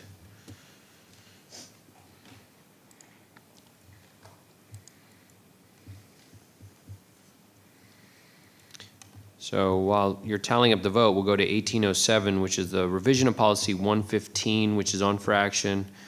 Mr. Deutsch, you asked to pull that out of consent agenda. Mr. Deutsch. Point of order, do we want to have the vote read? Yeah, we'll have that vote read. Go ahead and we'll move on to the next thing if you like. Okay.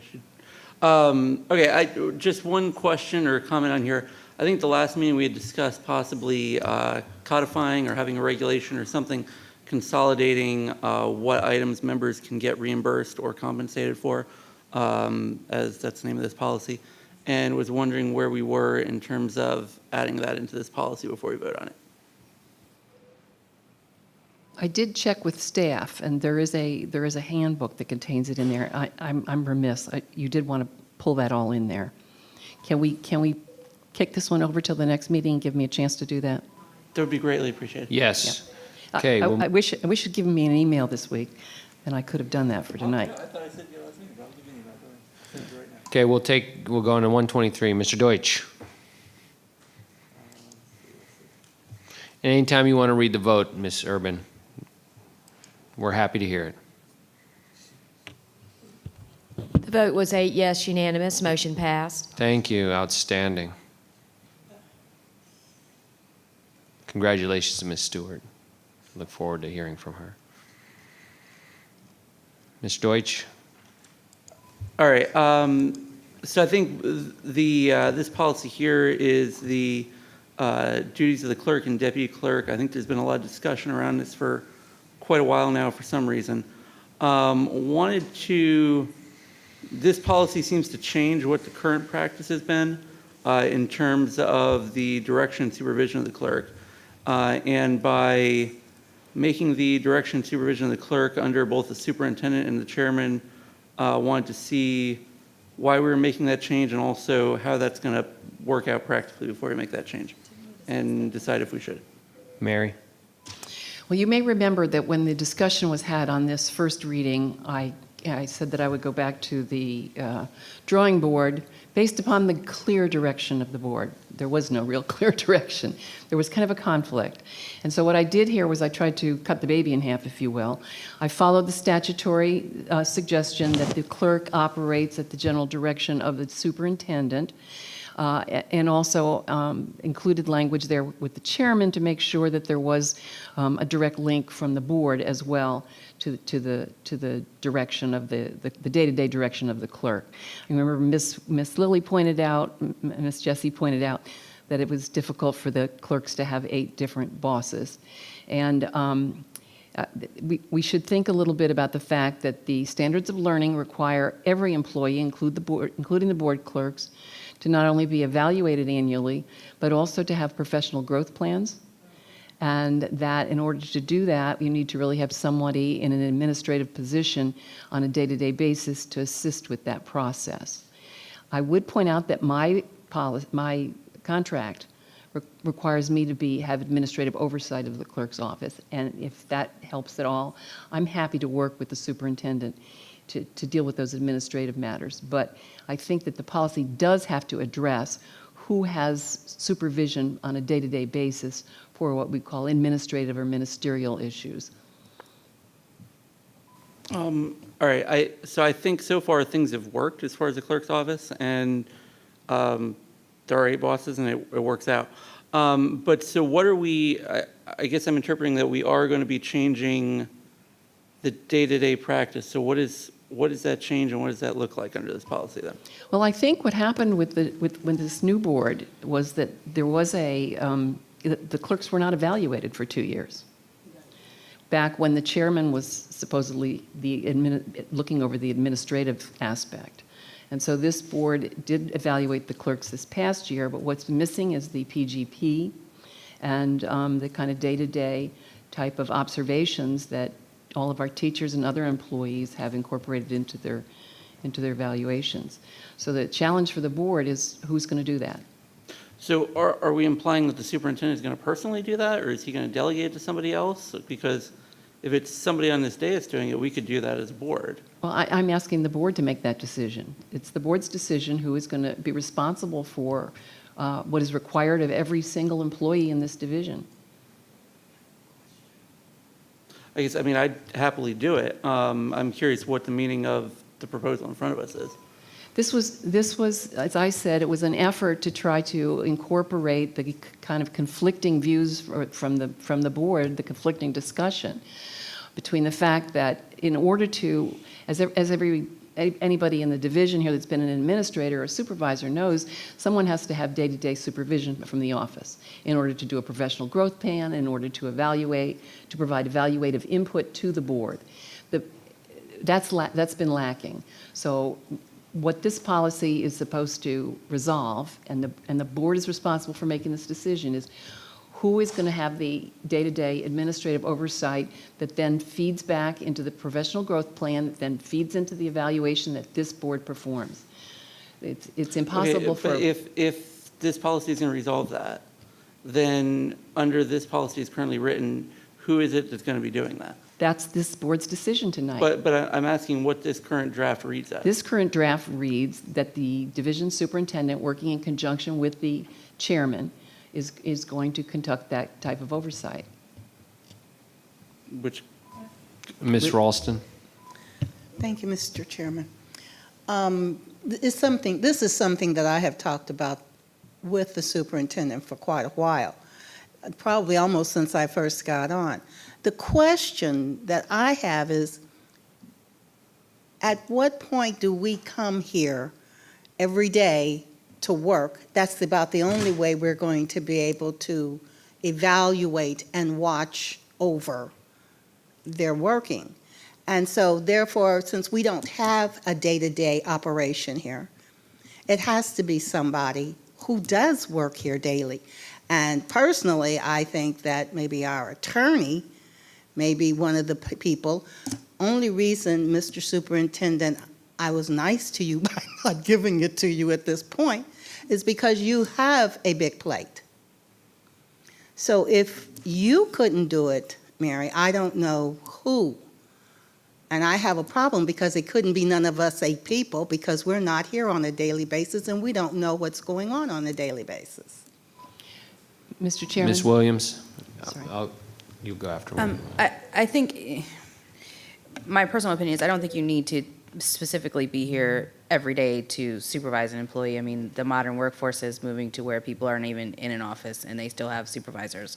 I think the issue is, for simplistic things like when the board clerks want to take leave, or when they want to close the office, or when it comes time to having a designated signature or someone to work with them on a performance plan, it is much easier to have a designee to do that, a specific person or persons that the clerks can go to instead of trying to hunt all 8 of us down to ask if they can close at 3 o'clock. That just doesn't make any sense because there's so many of us. And organizationally wise, it just makes things very much complicated. If a board member is not reachable and they can't make a decision, what would they do? So I think this policy simply looks to to clear that up and to appoint someone so that they're not running around like, for lack of a better expression, chickens with their heads cut off, trying to figure out whether or not they can take a sick day, or have a question to go to a person question to ask about professional development. I don't think it's a matter of now saying that they can only follow the instructions or the direct order of the superintendent or the chairperson, but just to simplify the way that the office is run and the way that they are able to continue to grow in their positions. If that is my understanding, Ms. McGowan, if there's anything I missed. No, I agree. Yeah. Ms. Jessie. When I went to and I think, Ms. Ralston, you were present at that training for the vice chair. We were given our orientation manual, and Mary probably knows better than I.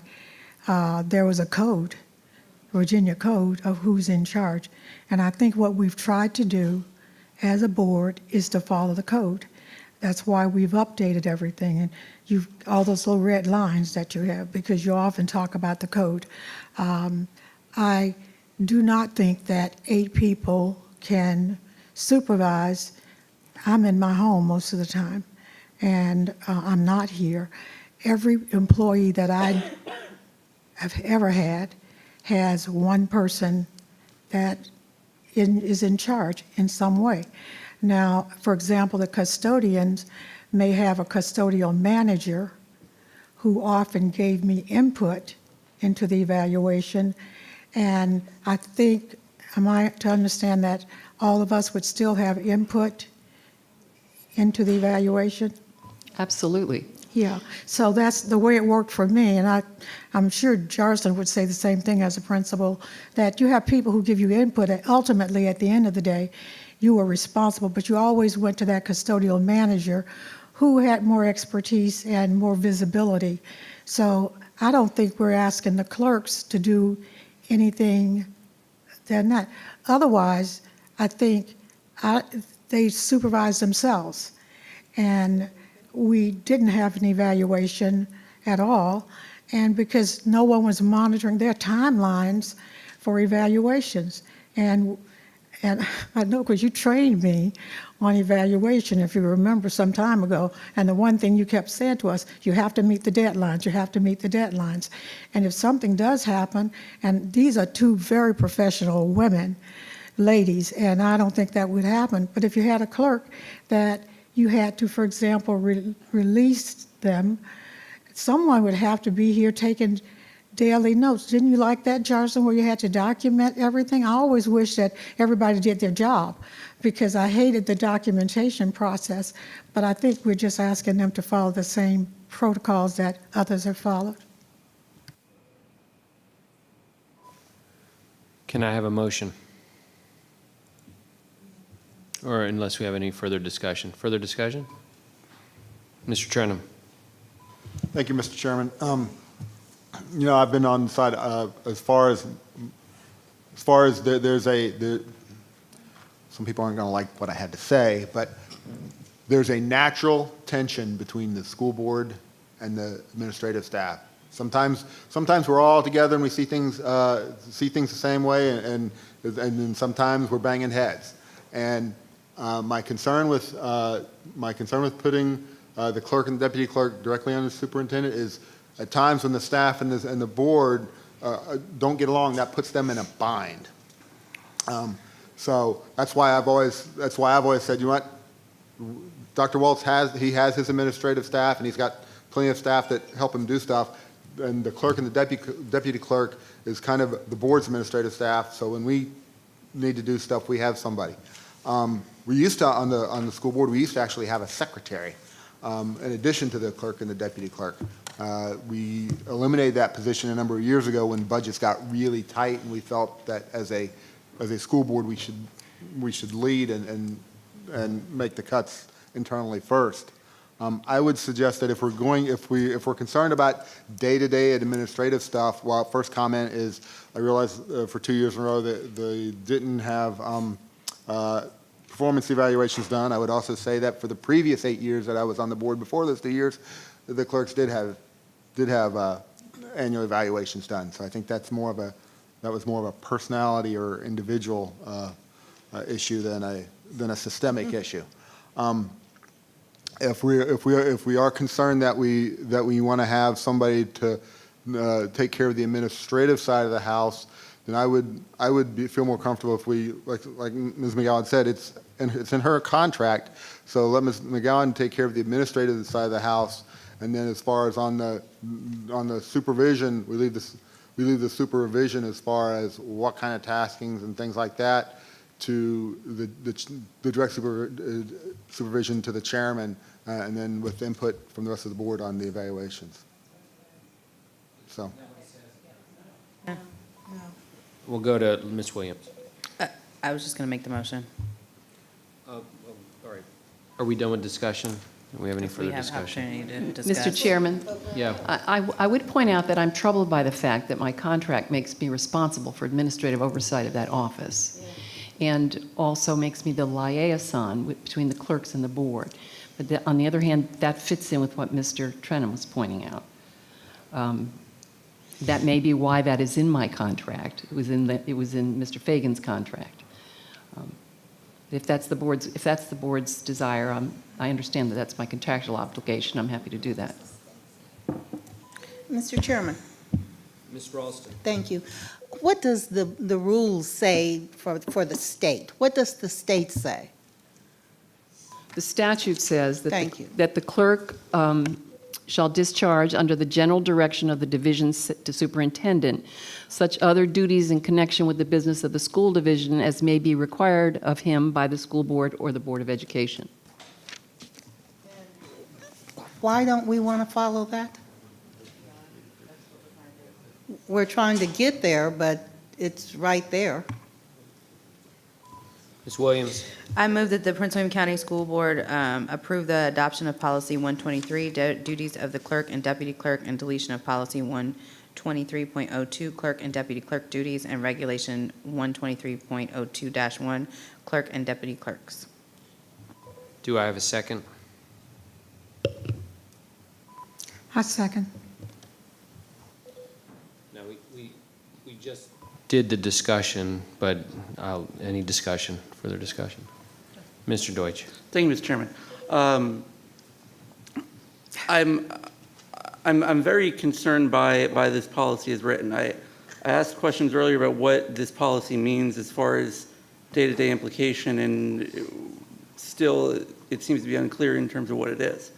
But it is clear that this policy would be changing our current practice. Our current practice is something that has been in line with states or with divisions around the state.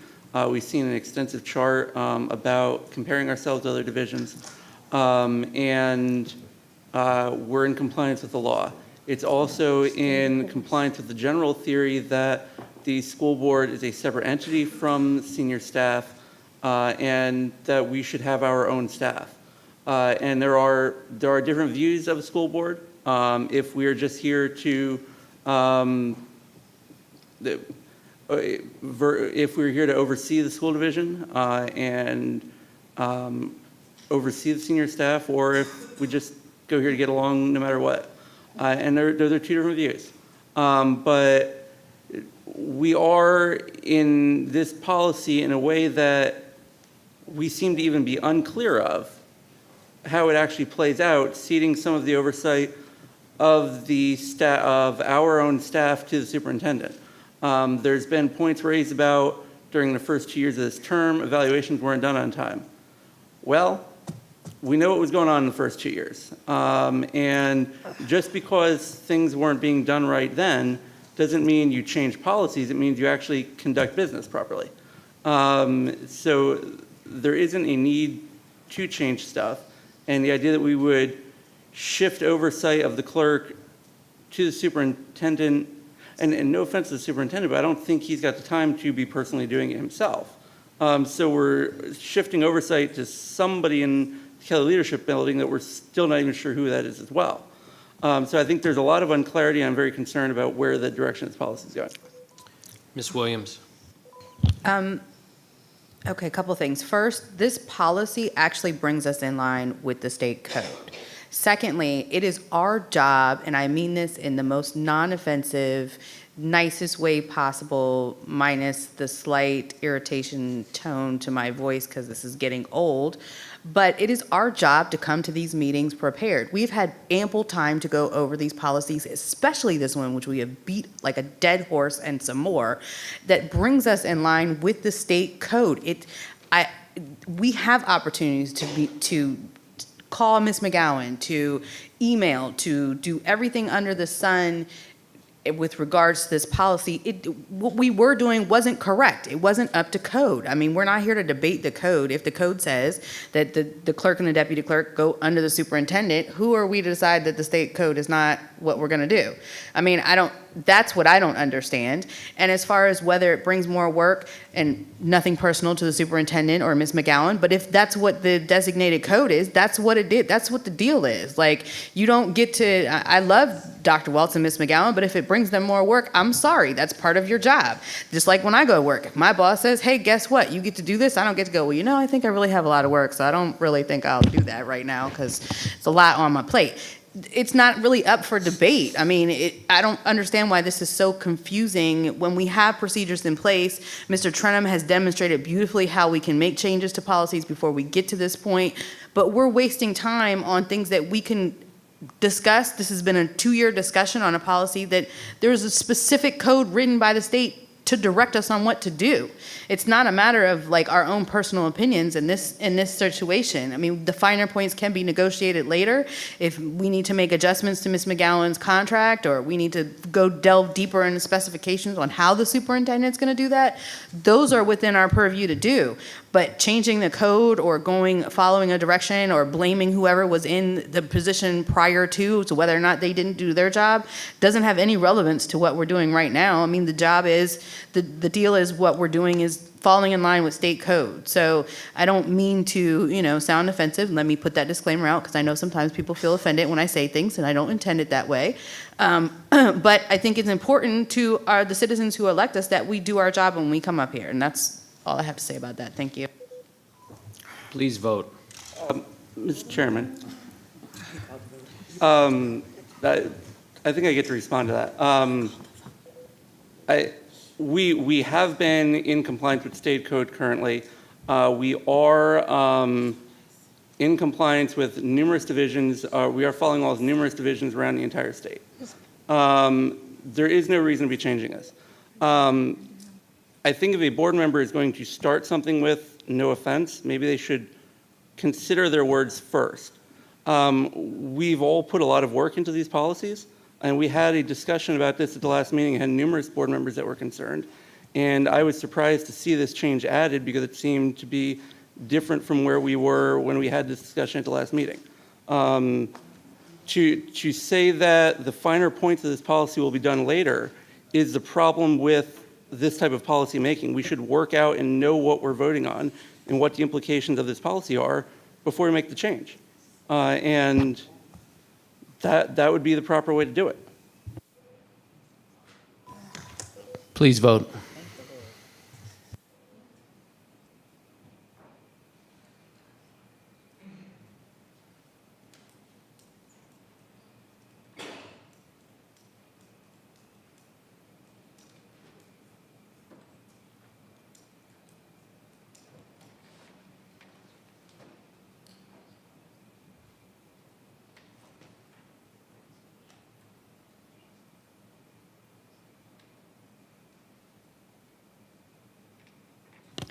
The vote is 4 yes, 4 no, motion failed. Move on to, next will be, I think that's it, board matters. We'll start on the left with, or my left, Ms. Allison Satterwhite. Thank you, Mr. Chairman. In light of the long discussion we just had, I'll keep this very quick. I want to say that October is Breast Cancer Awareness Month, and I want to encourage women to go out and get your yearly cancer screening. I'm wearing pink tonight. A number of our ladies are wearing pink tonight, and just want to remind women to go and take care of yourself and get your yearly checkups. Thank you. For point of order, what is on the screen, Ms. Urban? Can you sort this out? And we need to get this sorted out. We can't keep having these things.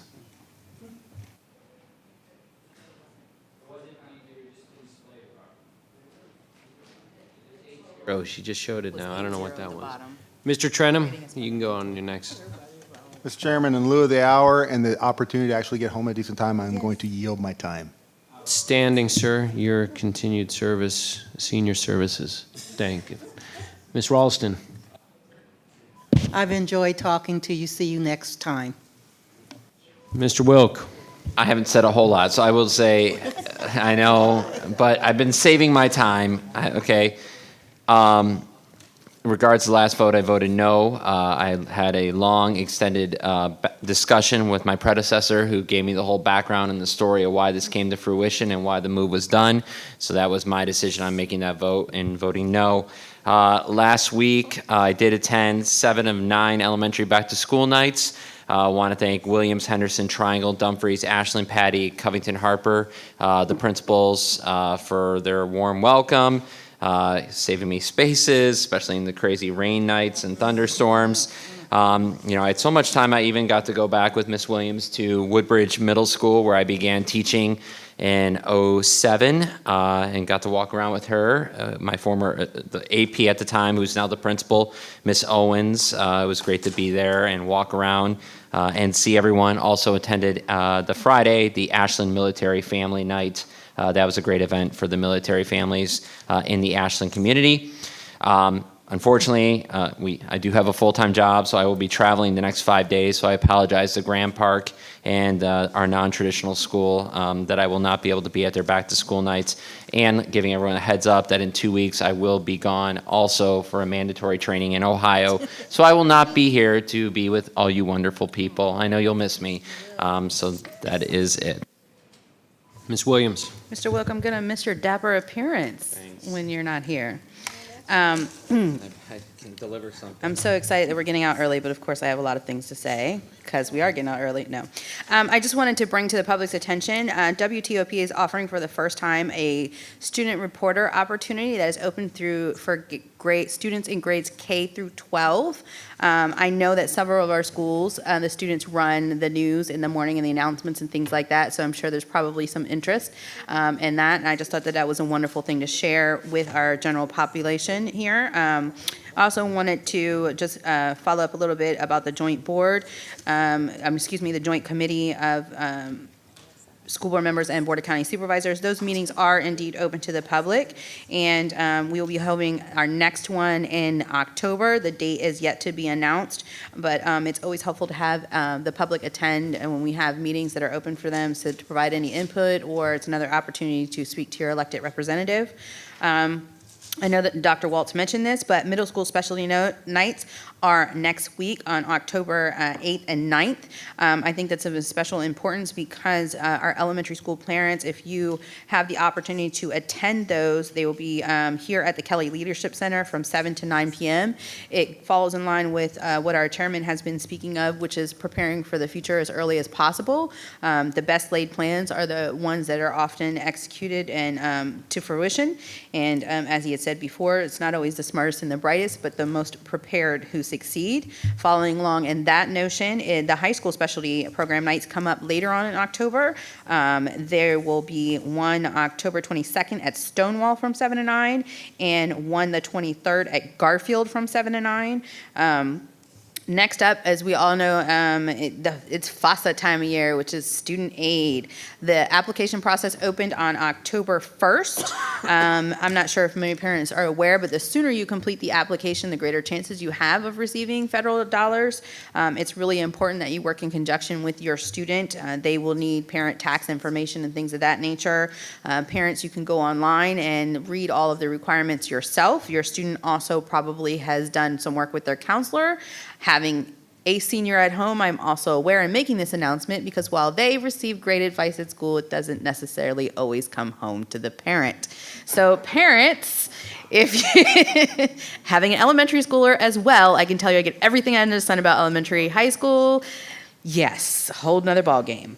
Along that same theme, On October 20th is the first parent summit, I believe, out on the western end of the county. I encourage parents to attend that. It's a pretty packed event and very knowledgeable. I've been a presenter. This year I hope to attend as a parent as well, but it's jam-packed full of everything you ever wanted to know, from sports to financial aid to what classes look like, transitioning from middle to high school. I think it's a fantastic opportunity. We offer one on each side of the county, and I just think that every year I learn something new. I've gone for 3 years. I don't think that it is a wasted time at all. It's so informative. Next up, we have on October 11th, the College Fair at Potomac High School. I know that as a division, we encourage seniors, juniors, and seniors to attend. I can tell you I started taking my son, my oldest, in 9th grade. Just the simple exposure to a college fair, getting familiar with the lay of the land, seeing advisors and recruiters out there made all the difference when it came time last year for him to start really deciding on schools. He wasn't impacted by just being there and the overwhelming experience. He was ready to go in and hear the information presented. So again, the earlier you can get out there with your student, I think the better. Also, in my desire to be a better sports person for all of my schools, I know it's like a huge work in progress for me, but I just wanted to congratulate Taekwon Brown, and forgive me if I mispronounced your name, who is Inside Innova's Prep Football Player of the Week from Freedom High School. Did I say it right, Mr. Milgrew? Haha, I knew you would know. And also to remind everyone, if you haven't been out to Freedom's football games, the special education students run the Bistro Bus, which is the most singular, amazing thing we have during football season, besides football. And it is just an amazing thing. Freedom High School also has a bistro where the same students serve lunch. It's open to the public. You can go in the office, make an appointment. I'm sure they can give you the details. But I want to tell you, as someone who is a foodie and eats at restaurants all the time, it's still one of the best examples of customer service I have ever had is at Freedom's Bistro. And I want to circle back to Mr. Russo, who does our cafeteria food, and just give you a big congratulations. My mother, who raised a Prince William County student and is now a grandmother to Prince William County students, swore she would never eat lunch at Prince William County schools after coming when I was a student. Bravely undertook a lunch experience when my oldest was in elementary school. This year, she went last week to Featherstone to eat lunch with the kindergartners and will probably never eat lunch anywhere else again. She is still talking about how awesome the food is, how much food she got, the array of choices that the students and faculty have, and how healthy and nutritious the school lunch is. And as a former Prince William County student, I can tell you that is an absolute verifiable fact. He does an excellent job, and you can't beat it. So if you haven't had a chance to eat lunch with your student, you should check it out. It's something to see.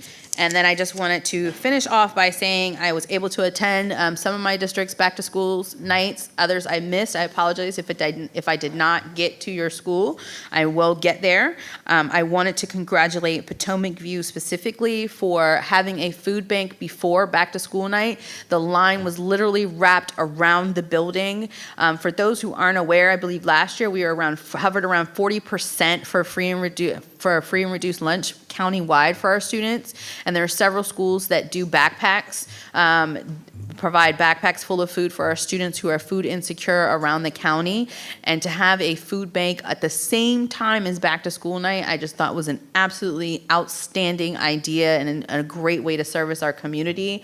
So congratulations to Potomac View. Fantastic work. And again, and that's it. Thank you. I know, right? I tried. Mr. Deutsch. Thank you, Mr. Chairman.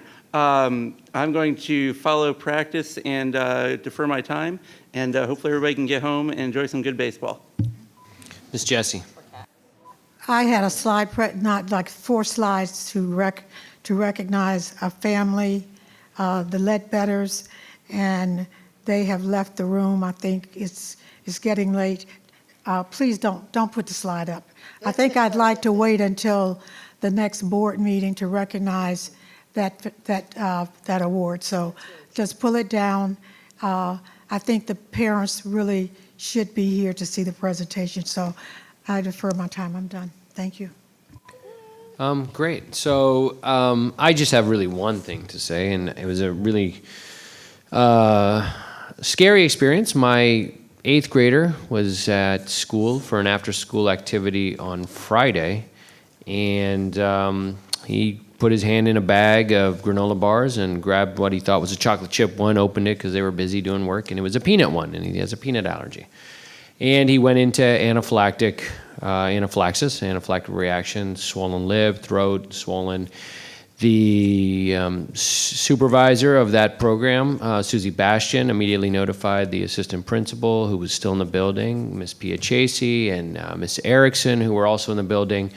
They did an all hands on deck, got the EpiPen, gave the kid the EpiPen. There were ambulance called, and everything worked out great. But they saved his life. And so, you know, when the system works, it works well. And so I'd like to remind all parents, get your EpiPens in for your kids. The nurses, when they send the letters, are serious. Get your asthma plans in. I am sometimes guilty of not doing those things. As a physician, sometimes we don't take that stuff like we should, but it is very important, and I want to thank the school system for it working the way it should and the protocols being managed the way they should. And to Mr. Bixby, for the superintendent over middle schools, thank you so much. It went very well. So have a great night. Meeting adjourned.